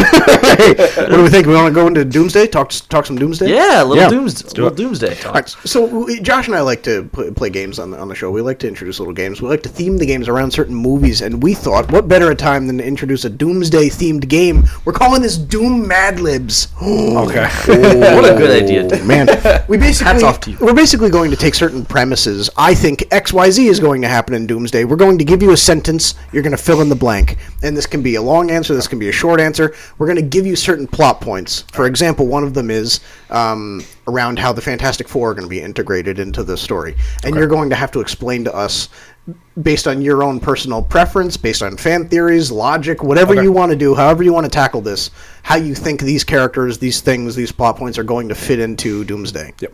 And we're going to go from there. All right. All right. Good. All right, so starting off, number one, the first prompt. The X-Men will be introduced into the MCU blank. So in other words, how do you think the X-Men fit into all this? Okay, so in Doomsday, this is not my theory, but I know we've talked about this a lot. Mm-hmm. I was always a big backer of... I loved the theory of the snap being the reason that the mutant gene started in the MCU. It's not my theory. Oh. It's not my theory, but like I think it was like New Rock Stars or somebody might have came up with that. But like, so interesting. Our favorite. I love that. I know. YouTuber. They like the whole. I think it's a lot of it's centered around the line from Endgame where Rocket says that the snap sent a wave of radiation across the globe that no one's ever seen before, or something like that. That radiation from the snap, because remember there was 2 snaps, there's 3, and then Thanos destroyed the stones, which almost killed him. So there was 4 events where the stones were used at full power. So like I love that theory of the radiation and the effects of the snap kind of awakening the mutant gene. Again, not my theory. Phenomenal. It's not my theory, but like, I think that's such a good take. So it's good because it almost establishes that not only are these X-Men, like not only do the mutants just like reside in another universe and that's how you integrate them, it's like they've already been here. Yes. Similar to the Wonder Man thing that we were talking about a couple weeks ago, where it's like there are people in this universe that have power that terrifies them, and they're afraid to show it. Yep. That's great. I really like that take. I don't know. I don't think they'll... Doomsday, you need more... No. You need more time to have that story. No, I think it's a pretty easy fix because it allows you to just focus on the fan service. Hey, the snap created these mutants that we're going to explore in the next saga, but for now, look at the guys that you already recognize. Yep. Right. You know what I mean? Right. Yeah, I like that. Now, timing-wise would make sense. Yeah. It'd be, sick. It would awesome. line up very well. All right. What do you think? You want to read the next one? Yeah. So next, we need to know. Is this just me answering? Yeah. Or are you guys chiming in? I'll chime in if I think of one that I like but honestly, I feel like that's a great explanation for the X-Men. So. Okay. So in Avengers Doomsday, the Fantastic Four will be... Okay. This is a little tricky because we see the post-credit right. Thunderbolts, but then also we see the end of Fantastic Four, and they don't really align. So yes. Right. Right. They're in Wakanda somehow. To me, hopefully... done well is like the most vague thing ever, but like I still have to read the original Secret Wars comic, but I just last year read the newest Secret Wars comic. Yeah, and I love them in that. I mean, they're it's mainly just Sue and Reed, but like Thing gets like an epic moment in that comic. Yep. So I just hope that they are in Doomsday. They're done to the same respect level as they were in Fantastic Four First Steps. Sure. You know what I mean? Because they're like Human Torch is my favorite, will always be my favorite, and I would love him getting almost like Human Torch and Sentry are like my 2 favorite characters going into that movie. Oh, yeah. Interesting. Yes. Okay. I would love for them. They'd probably mesh pretty good. I would love for them to get a scene, almost like Cap, Thor, and Iron Man at Endgame taking on Thanos. Yeah. I would love to see Human Torch, Sentry, and whoever take on Doom. You know what I mean? Like that would be really cool. That would be awesome. That would be so cool. Okay, so you're more coming at it. I really just want to see it done. I want it to feel coherent and like they're respecting characters. Okay, so in that vein, what do you think is the deal with the ship? Who's on the ship? Who's coming into orbit? Based off of the 4 trailers that we got in December, I think it is the Fantastic Four, and I think that they're I think it's just them. I think Doom probably has Franklin and like I guess kidnapped him. Yeah. But you know what I mean? Yep, I think those 4, with Reed in Fantastic Four steps, kind of like you can see on his board, he's got like the wormhole. I think it's on the board, right? Mm-hmm. And then the line in Deadpool Wolverine from Chris Evans' Human Torch that Reed called it the void a metaphysical wasteland. Mm-hmm. That I think the Reeds they know the multiverse exists. Clearly, they know the void exists. So I think Reed is probably they traverse the multiverse in search of help. In my opinion. So you think they're on it? I think they're on it. But I could also absolutely see it being Doom and Franklin. You know what I mean? Like just trying to flee from trying to go somewhere. But sure. My only question is if that's the Fantastic Four seeing that, right? Or I'm sorry, the Thunderbolts seeing the Fantastic Four on the ship. Then how do they kind of get to Wakanda, and how does all of this kind of tie in, right? Because it would make sense that then immediately they'd go after him, right? Right. So I kind of don't really get the jump there unless it's just something we're missing. I feel like it almost makes more sense that they're somewhere else on world. They didn't know where to go. Yeah. And then you've got that they see Doom. Well, I think in that trailer, the Wakanda trailer, where it's Thing and Shuri, speaking. Yep. I think, because we've seen in Endgame and we've seen in so many trailers, they cut things out from the trailer, especially No Way Home. Yeah. Like we knew that scene. Toby and Andrew were in it. So you're saying there's probably people behind them or around them? People in that scene, because that one scene where Shuri's walking, she's just walking into the desert. Right. Like where you go, like what? Unless you're walking, there's something else in that scene going on. Mm-hmm. So that's why I think it's them on the ship. I think they probably land in Wakanda and are met by Shuri. Okay. Just to introduce. I like that. Yep. My question is then, if based on the thing we mentioned earlier of it being not clips per se from the movie, but hints. How do they not have that be in the movie? Right.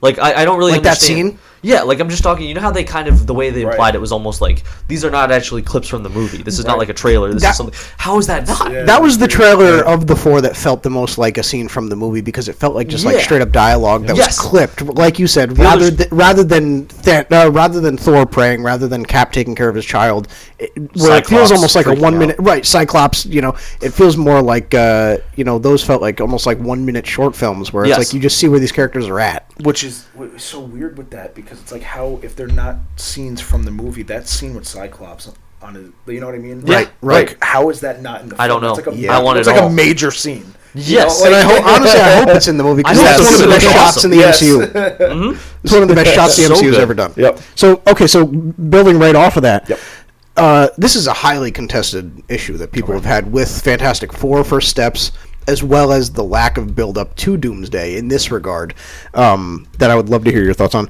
Avengers Doomsday establishes Dr. Doom's origin and his connection to Reed by doing what? Oh. Like, how did they go about that? And you know what? And I think that's the biggest problem going into Doomsday, is because we know nothing about him. That's it. Yeah. We know nothing about Doom. And I think the biggest missed opportunity in Fantastic Four First Steps was not introducing him in the movie. Like, he's in the end credits scene, sure, but like that scene where they're at the UN meeting or whatever, and he's not in his seat.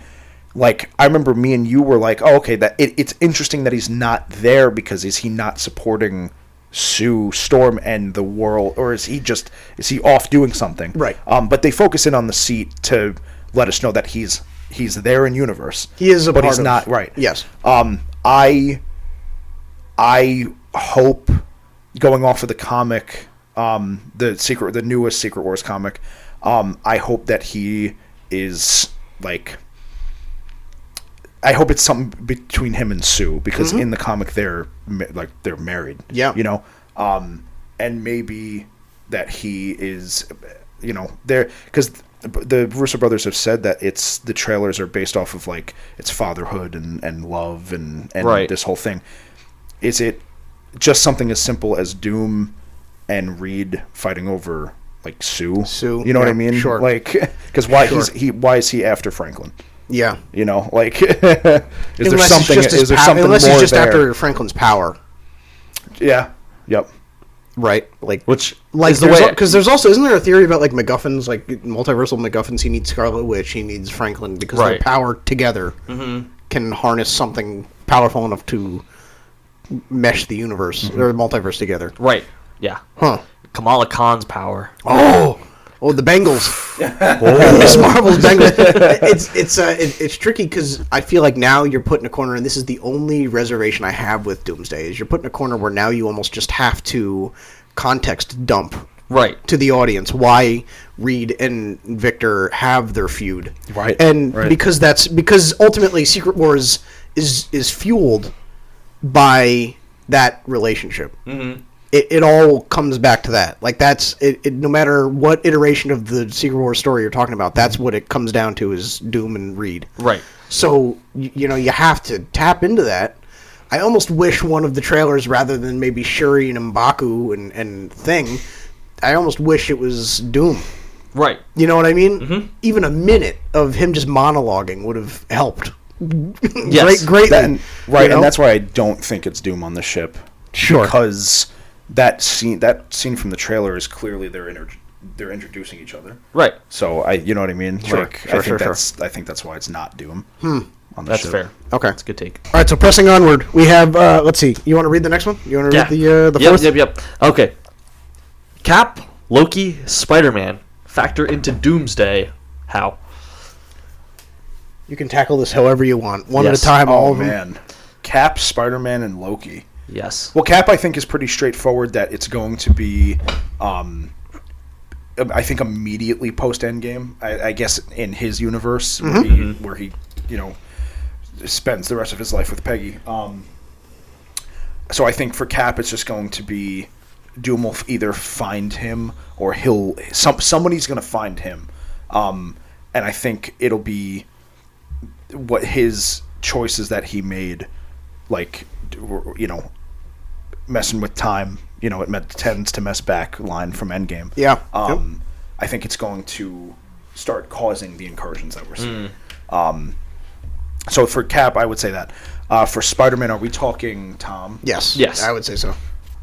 Because Toby and Andrew are pretty much plug and play. Yeah. Well, I was going to say, they don't need to be the core person. Right. For Tom, maybe I would say maybe he's not in it, and they just save him for Secret Wars, because we know we're getting Toby. Yeah. You know what I mean? Like, that's true. You know, with Tom even saying that he's taking another break or whatever he said. Gosh, every time. Well, he does. He needs a break. He needs a break. Lord knows. He dropped a movie. Working way too hard. I would. He has dropped a movie. He needs a 2-year break. Minimum. I wouldn't be surprised if he's not in it, because we know we're getting at least one Spider-Man already. Yeah. You know what I mean? So I would say I don't know if that's really an answer, but Well, the obvious thing is, and the glaring thing is, obviously we have to watch what happens in Brand New Day. 100%. Yeah. Maybe he's in it, maybe he's not. Like from there, but have you seen the theory with Cap that he doesn't fight Doom, but rather he sides with him throughout the course of Doomsday because he believes that it's Tony Stark from the future, trying to save the multiverse. Oh, and he just is like, he gives him the symbiote.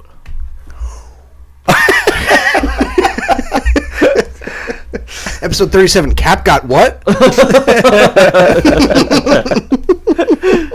Okay, so Loki. For Loki, I think it's going to be, for Loki, it's just going to be, I wonder if the Watcher is in Doomsday. Because I think he could be a very big piece in bringing characters together. Yeah. Because again, his whole thing is he watches and he doesn't get involved. Right. But if everything's coming to an end, if the multiverse is collapsing and timelines are ending, we saw him fight What If Ultron. You know what I mean? So I could imagine the Watcher or multiple Watchers, whatever, kind of going, all right, you know what? I have to get involved because I can't just watch this come to an end. Right.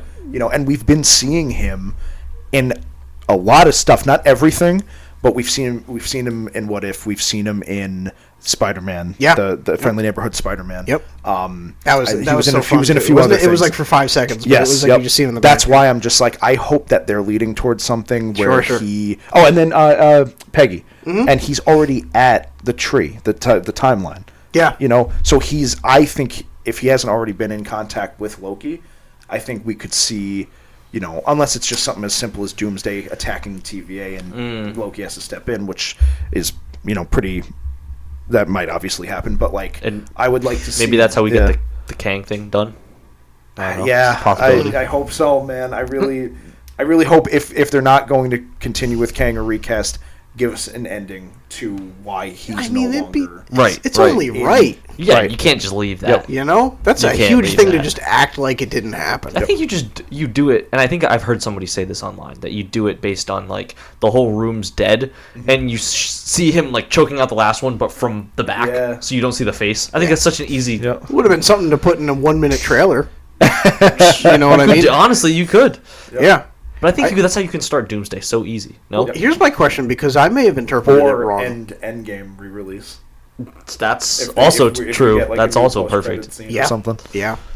What was you gonna say? Well, my thing with Loki, maybe I interpreted it wrong, but originally when I saw it, I was under the impression that Loki no longer can ever get up from that chair or let go of the timelines because the multiverse will collapse or die out. So my question is, does he just sit in the whole movie? How does he get involved? Because then we're hearing rumors about how he's a part of some multiversal team. Yes. So then you're Who says all he right. can't pick up the chair?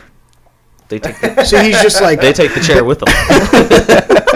So I guess my question is can he create a clone that could hold the multiverse? No, don't do that. Because that makes it cheap. That makes it kind of cheap but... because then it's he's not upholding the responsibility he's been given. Right, and I think the thing is the only reason he can do it is because he's had the I don't want to say the training, but he was molded so much that he was the guy that could be able to fit that in that moment. Right. You know what I'm saying? He could take it on. He and his authentic self can be the only person to do that. Right. So whereas how do they if you just navigate plucked that? a different Loki, it's not like he's gone through the things he's gone through to be able to just do that.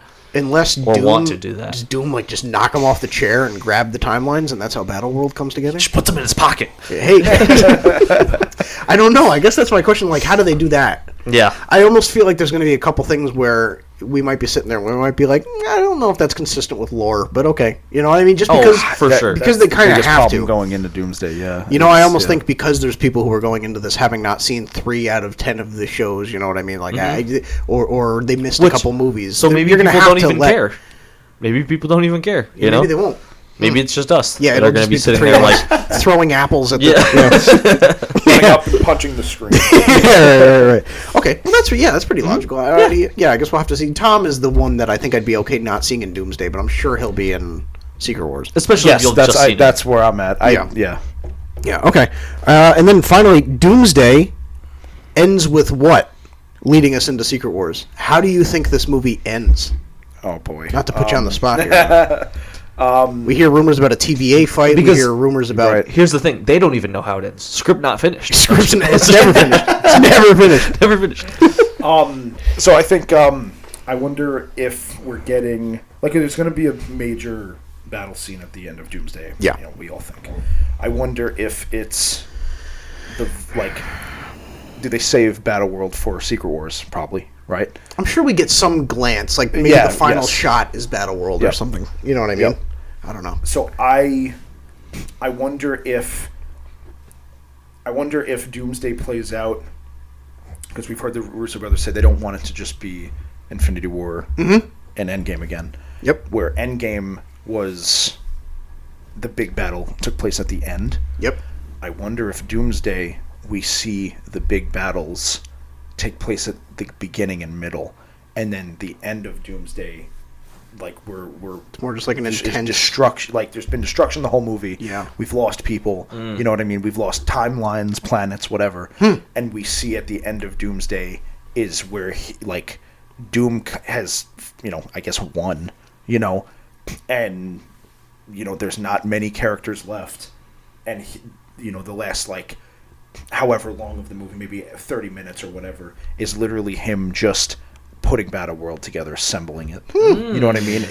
Whether it be in the void or a completely different place, you know what I mean? I wonder if there's not a real big battle at the end of Doomsday. It's them setting up Secret Wars. You know what I mean? I mean, they're going to set Secret Wars up, but if Secret Wars remains one movie, I think that only serves to benefit. That's true too. Wars. If it flesh it out more. Yeah, right. I like that take. I just think I think they're going to do something where they win, but they didn't really win, and they don't realize that, and so then you see that they didn't really win. You know what I'm saying? Yeah, you have to, but but to make it slightly different, but still make it anticipatory.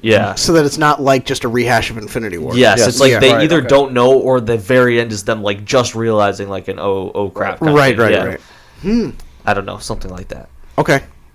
Final scene of Doomsday. What do you think? Prediction. Knowing that it's probably going to be a cold take in about 2 weeks. Last character seen on shot? Doom. Okay, that makes sense. You think Doom on his throne? Doom on his throne in Battleworld. Doom on his throne in Battleworld. That has to be how you end it. That'd be pretty good, dude. Yeah, I would think so. I guess that would be kind of Infinity War, though. No, but Thanos, that's just perfect. How else are you going to end Thanos ending it, sitting down, and completing his mission. But I think, unfortunately, the situation is, unless the movie is a perfectly conclusive ending, which it shouldn't be, everyone's going to say, "Oh, it's Infinity War again." That's just how it's going to be. Everyone's going to say that. Yeah. Which is just the annoying thing. But it's yeah. I don't know. I don't know what else they can do to make it not be something in the middle there. I don't know. Now, if you add the animated Spider-Verse characters. Oh my god! Miles Morales sitting down on his throne. Wow. Okay, so that was Doom Mad Libs. I feel pretty good. You feel good? You have any theories? What's your favorite? How about this? What's your favorite Doomsday theory that you've seen thus far? Whether it be a theory, whether it be photos that have been debunked as AI that could still be real, there's no way of knowing. What's your favorite thing about Doomsday that's come out that you're like, man, I hope that's true? Well, not to put you on the spot. But. No. Probably the most recent thing we've heard from Ian McKellen. Yeah. Dude, what's going on in that scene that he's destroying an entire state? Yeah, right. You know what I mean? That would be so awesome if just and who cares about New Jersey, man? I mean, just level them. That would be my going in him saying that is okay. We're not only getting it's Magneto at full power. Whatever is going on in that scene. Mm-hmm. I think this is going to be the strongest we've seen Magneto. Maybe, you know what I mean? Yeah. That would be my favorite. Wow. I like that. That's good stuff. I'm into it, dude. Well, there's no other way we can properly conclude this episode, dude, without going back to reliable little dip in the well again. Some might say. I've wanted to, every time I see you guys do this, I want to do it. Well, dude, here's the thing. Those cards have been calling you all day. So we have a couple burner brackets. Okay. Mostly Avengers related, but I do have one side one that we need to touch on as well before we go. Yeah. So, first thing we've got. Avengers Doomsday and Secret Wars will surpass the hype of Infinity War and Endgame.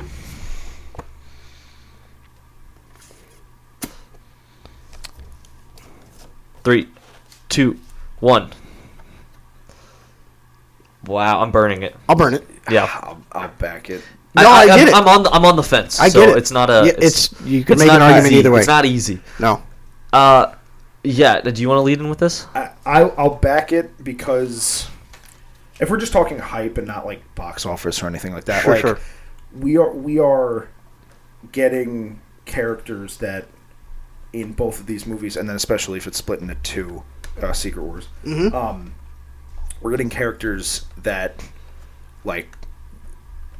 you don't have to go back and watch the current MCU. You know what I'm saying? It's Toby, who everybody knows from when those movies came out. Yep. And I think it could pass the and then whoever else they add in there, if we get Nicolas Cage, Ghost Rider, if we get Blade again, you know, stuff like that. Yep. I'll back it because I think it could pass the hype. of those two movies because we know we're getting a fresh start at the end of this. Mm-hmm. You know what I'm saying? Mm-hmm. Or I guess a soft reboot, however they do it. But we know it's the conclusion to the MCU as we know it. You know what I mean? As to where Endgame was just a conclusion of that story. Mm-hmm. But we knew we were getting more MCU after. This is it. And then at the end of it, it's going to be completely... maybe not completely, but different in so many ways, I think, that people are going to want to see, okay, this is 15, 20 years... Sure. Of 25 years, I guess, of storytelling, you know. But the only thing is that they haven't built up Doom. I think that's great. So maybe that'll kill some of the hype because we just don't know that much about him other than comics. Yeah, I think that's more where I'm at. Where the Infinity Saga was, if like the marketing campaign for Infinity War and Endgame was a 10-year campaign. Mm-hmm. The campaign was the Infinity Saga. Whereas Doomsday and Secret Wars, by the time Secret Wars comes out, I'm sure will have the hype that Endgame had behind it. However, right now, the marketing campaign is exclusive to these two movies. Mm-hmm. Because you have this convoluted Phase 4, and then you have them trying to course correct, and successfully, might I add. But, however, the ramp-up just started. Whereas you saw the steady incline. You know, but to your point though, I suppose looking at it as a diehard fan rather than just a casual viewer, the ramp up is growing up with Toby. It's growing up with the X-Men, so it is there. It's just usually, I guess in more in terms of a broader audience, I guess it was easier for them to see the ramp up because it was just like you said, rather even though the story will continue, what's going to happen at the end of this story. Mm-hmm. It's slightly different, but it's. I think by Secret Wars, especially if Doomsday is an 8 out of 10 or better, I think will be just as high. The hype will be just as high for Secret Wars. And they had how many millions of people sitting in a live stream watching the backs of chairs? Yeah, chairs for 8 hours. Yeah, for 8 hours. There were two of them. Yeah. I don't regret a second of that. By the way, I don't know. I just think the way Doomsday set up that we already talked about, there's just no way that it can end unless they do it literally phenomenally. That there's not going to be contradictions, plot holes, or things that people immediately have gripes on that just weren't a thing because of how much simpler it was when Infinity War and Endgame came out, right? Yeah. At the time that it came out, the only thing that was similar to it in terms of the spectacle of how big that battles were was Return of the King and stuff like that. So it's just, I don't know. We're what, 6 years, or 5? Yeah, 6 years past Endgame, and I feel like I've been seeing lately a lot of criticism on Endgame. Like people are turning their backs on it. I feel a little bit. Yeah. I from what I've seen on the internet, it's weird. So I still love it. At least my number one. I think it's my number 1 or 2. But I have seen people start to like, oh, it wasn't as good as everyone remembers. It's like I don't agree with that. Yeah, I disagree, dude. People dog on the time travel stuff. I feel I think that's great. Yeah, that's I think they handle time travel better than they have the multiverse. I totally agree with that. So I don't know, dude. All right, so number 2. Let's see. There we go. Number 2. Building off of the back of Marvel Talk, Chris Evans being back in Doomsday has ruined his ending in Endgame. Okay. All right, I'm ready. 3, 2, 1. I'm backing it. I'll back it. Yeah. But I don't think that that's a bad thing. Like, I don't think it being ruined is a bad thing. Interesting. You guys think it'll ruin... Him coming back ruins it. I think by default, him coming back ruins the conclusiveness of it. But it makes complete sense why he'd be back. Like, him going back in time and staying there creates a rift in the... it shouldn't have happened. I agree. It shouldn't have happened. Like, I don't care what they say in Loki, it shouldn't have happened. Story, narrative-wise, it makes sense. Movie-watching-wise, it's a little... Sure. I think I agree. That's why I had a tough time deciding burn it or back. Because... I'll agree that, like, the way they handle it with him post-Endgame, because it's like, it looks like it's set, it's very immediately post-Endgame. Yeah. I think the way they handle it is going to decide whether I burn it or back it, because if they had Chris Evans coming back in a different role than Cap, I'd be fine. You know what I mean? Like, if he's coming back as Human Torch again, or if he's coming back as Cap from a different timeline. But if this is Cap from Endgame, like this is Endgame Cap, I'd back it then. Right? You know what I'm saying? Agent Hydra. I'd burn it or back it depending on how they handle it. Sure, that's true. Again, I guess I should have done. Yeah, I guess I should have done back it. But no, you're no. I think that's good. No, a lot of this is circumstantial. It's yes, it is. A lot of it is dependent on will they land the plane. You know. Did you see? Because you can say the same. Does Toby being back ruin his thing? Does Hugh being back? Right, it depends on how they're used. Right. Yeah. Did you see? I'm sorry. Go ahead. No, you're good. No, go ahead. One of the lines from Loki season 1, even though I love Loki season 1, that has always been weird to me, was Ravona's line to Loki when he brings up, the Avengers time traveled. Why didn't you capture them? And then she says they were supposed to. Yeah, they were supposed to. Right. It's like, okay. And in my head, I'm like, you have to keep that same logic in Doomsday, because you can't tell us Cap doing what he did is causing timelines to end in incursions, because then that line from Loki makes no sense to me. You know what I'm saying? Yeah. If the Avengers were supposed to do that, you know, and Cap was supposed to do that, unless she's not talking about Cap there. So then maybe in that case, Cap going back doesn't create the incursion. Maybe Doom just wants Steve on his side to have reinforcements, and maybe Doom going back is what creates the incursion. Right. Interesting. Okay. And taking him out of that. Maybe he's supposed to be there, and he takes him. Maybe you know. His old man is still alive, correct? Like the old man Cap. Is That's where it gets tricky. That's the question. Is this old man Cap a Cap who has been through Doomsday and Secret Wars, or is it a Cap that hadn't been plucked out of his timeline yet? Because what I was wondering is, what if we have it that everything's normal, progressed as forward. Yeah. But the second he dies is the second, and I've said this multiple times, but the anchor being thing, technically now that he's dead is where it's like, the anchor being's actually dead, even though he wasn't the same guy. Sure. It switches it, so that's what causes the whole ripple. And you just kind of touched on it with what you just said. Is the old man Cap we see in Endgame, at the end of Endgame, did he live through the events? Yeah, that's where time travel I hate in movies. It makes no sense. It's like my brain trying to wrap my head around how to say that. It's like I'm sure they'll touch on it. It's like, so he is forward, but then he has to go back to go forward again to go back. It's like, it gets tricky. But again, for the superfan, which is what it feels like these two movies are being made for. Yep. You know, we'll be there to figure it out. We'll be there to put those pieces together. Yes. All right. What's number 3? So next we got Dave Filoni. Save Star Wars. I think this will be across the board. I think we'll all agree on this. 3, 2, 1. I'm burning it. He is not going to save nothing. I don't think. But I don't think it's his fault. Maybe not. That's where we disagree. I think he's going to do the best he can, and I think he's gonna slightly revive it. I don't think he's going to.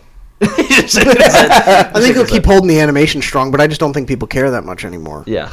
And you need somebody that from the get-go has nothing to prove. You already know what you're going to get. I think he's going to give us a new trilogy. Yeah, but will it be good is the question. Will he save Star Wars? I think this Mando movie is going to be very telling on... Yeah, what's your take on the Mando movie, Josh? I'm trying to decide if I'm going to see it. I'm trying to decide if I'm going to the theater to see that movie. I can't. I'm at such a point with Star Wars where it's like, yes, there's been things that I've liked in the past, I guess 5 years, 6 years, whatever. But there's been so much that has just killed my passion for. I love Star. It'll always be a part of my life. Yep. But I'm getting to the point where it's like I can't continue watching this franchise if you're just gonna keep giving us slop. Yeah. Right, and I'm just like, I can't. I have to cut it off. I have to cut myself off from viewing. Yes. That's why I'm very I'll probably end up seeing it because it's in theaters and it's because the only movie that has come out since Rise for Star Wars. But that's what I can't believe that the movie we're getting post Rise, the last movie we got from Star Wars in theaters was Rise. Yeah. And it's this. Well, it's funny because it shouldn't be this bad. We shouldn't be looking at it this bad, but it's more just how they're doing it. Yeah, it could be very good. The fact that the first report on the movie a couple of years ago was that they were just taking a repurposed Mando season 4 and making it a movie. You already set the tone. Yeah. Right. Gosh, I would have rather a mediocre season 4. Disney Plus episode. You're right. You know what I mean? Right, yeah. I'd rather a mediocre... it's a movie. Yeah, like, yeah. You know? Right. I don't know. But then again, I don't know. You know, I am excited for Starfighter. Mm-hmm. I'm excited for Starfighter. I'm excited for... That probably doesn't have Dave Filoni's hands on it, though, does it? It sounds It sounds pretty detached, but... I don't know. We'll have to see. Who's directing that? Huh? Who's directing that? Sean Levy. Oh, right. Who did Deadpool Wolverine. Yep. Who did Free Guy, your favorite. Actual favorite. I freaking love that movie. I haven't seen it. You gotta see it. It's fun. I have to. Yeah, it's fun. It's really stupid, but it's like so much fun. Yeah. All right, and then the final burn it or back it. Okay. The moment we've all been waiting for. You knew it was coming. You read this because this is more. No, this is more true to your opinion here. I don't feel this way. Do I get to allow disgust to come? Oh wait, I do feel this way. I just saw the way you wrote it. yeah. Okay, Finding Nemo is a top 5 Pixar movie. Top 5. Top 5. Okay. We're giving Finding Nemo some love here. 3, 2, 1. Burn it. Oh my word. Burn. Oh my word. Here we go. Here we go. Yes. Here we go. What is your top 5? You said top 3 earlier, but what's top 5? Toy Story 3. Yep. Solid. Coco. Yep. Ratatouille. Okay. Toy Story 2. Incredibles. See, here's the problem. That's a solid top 5. I just think I can't Finding put Nemo is in Ratatouille there. above Finding Nemo. No. I can't put Ratatouille. What? Why can't you? Why can't you? It's so much more fun. It's so much more fun. Finding Nemo is just a classic, man. Yeah, dude. Well, Ratatouille is just a classic, man. You kidding me? Finding Nemo is a classic. I think Ratatouille is a phenomenal movie. It's just a phenomenal movie. What's in your top 5? You could, like I said, you could put my top 5 Pixar into a blender because it would change a lot. Fair. But just top 5. Monsters Inc., Monsters University, Finding Dory. I really like Finding. I'd put Finding Nemo in top 5 because I just backed it. What else rounds that out? 5. I'll go Incredibles because of recency bias. I just watched it. Wait, was that top to bottom? It's in any order. Oh, in any order. Oh my goodness! No, it's Finding Dory and Monsters University. I love the Monsters University hype, dude. I'm so into that, dude. You really like Finding Dory that much? Yeah. What about it? Did we see that? I think I might have saw that in theater. Yeah. When was that? Like 2016. With the group that'll go unnamed. Man, good times. Yeah, we saw that in theater, and I was it's weird because I hadn't seen many Pixar movies in theater in my life. Yep. You know what I mean? Yep. That Pixar was always a thing that we watched. It was like a home video. It was. Anytime we watched Pixar, it was me and my parents, my sister. You know what I mean? That was that would be the only time we ever watched Pixar. But that was one of them I saw in theater, like one of the only ones. So I think just again like seeing it in theater.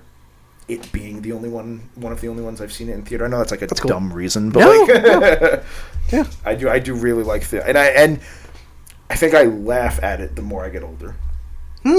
Interesting. There is some funny bits. I haven't gone back to rewatch it in a while. I remember the Gerald thing and the Rock, the seal and the Rock being funny. I remember the first time I saw it, I was like, all right, that's dumb. It feels like the last time I watched it, I was dying. Yeah. Those scenes. But it's just like the octopus steals the truck and then drives it off the cliff. It's like, what is going on? Hey, it's subjective. It's subjective, dude. The Monsters University love, I'm a fan of, dude. That's one of my sleeper picks. I love that movie. I think I have it at number 9 in my ranking. I just don't know if you can put it above the other stuff. You know what I'm saying? It's not emotional. It's maybe one of the least emotional Pixar movies, but it just hits that perfect. It feels like. Because in recent years they've had their Elemental, they've had their Turning Red, where they've drifted from the emotional stuff and they've just been trying to tell a fun animated movie, and it's almost like people want. I think it's emotional. People are so deprived of the emotional Pixar stuff these days that the fun stuff just doesn't hit. Monsters University came at a time where people were okay with just a fun Pixar movie, and it just hit all the right beats. And I just feel like it's so much fun. I think it's the best animation from Pixar has ever looked. It might not be the most advanced, but like the colors pop and it's just so satisfying to watch. Like Dude, it's so much fun. It's an easy such watch. a fun movie. Yes, it's the perfect background Pixar movie. Yeah. Yeah. Like, I don't think I'd put... I like it.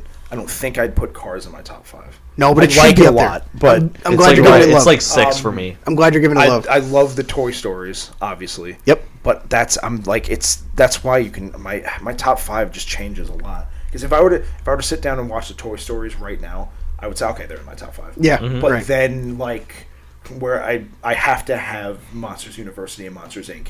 in the top 5 at all times. Mm-hmm. You know what I'm saying? Yeah. So That chunk of the top 10 Pixar movies is very like... yes. They're all great. They're all top really 10 good. is a very Yes. different discussion. I agree. Yes. I agree with it, and I'm glad you said that. I don't Sort think of. there's a list that I have that changes more than Pixar. Pixar, yes. Yes, Yeah. I just rewatched Ratatouille. I moved it up from like 8 to 6, I think. 8 to 5. My most recent Okay. is Incredibles. I just watched that. Yeah. Like within the last couple weeks. It's so good, dude. and it's Incredibles great. 2 stinks. It just is such a bummer. I don't know. I didn't Trash. enjoy it. And did you like it? I haven't seen that. You haven't? I You didn't miss haven't seen anything. You gotta watch It, it. it feels I like haven't it seen feels that like it should have been a Disney Plus thing.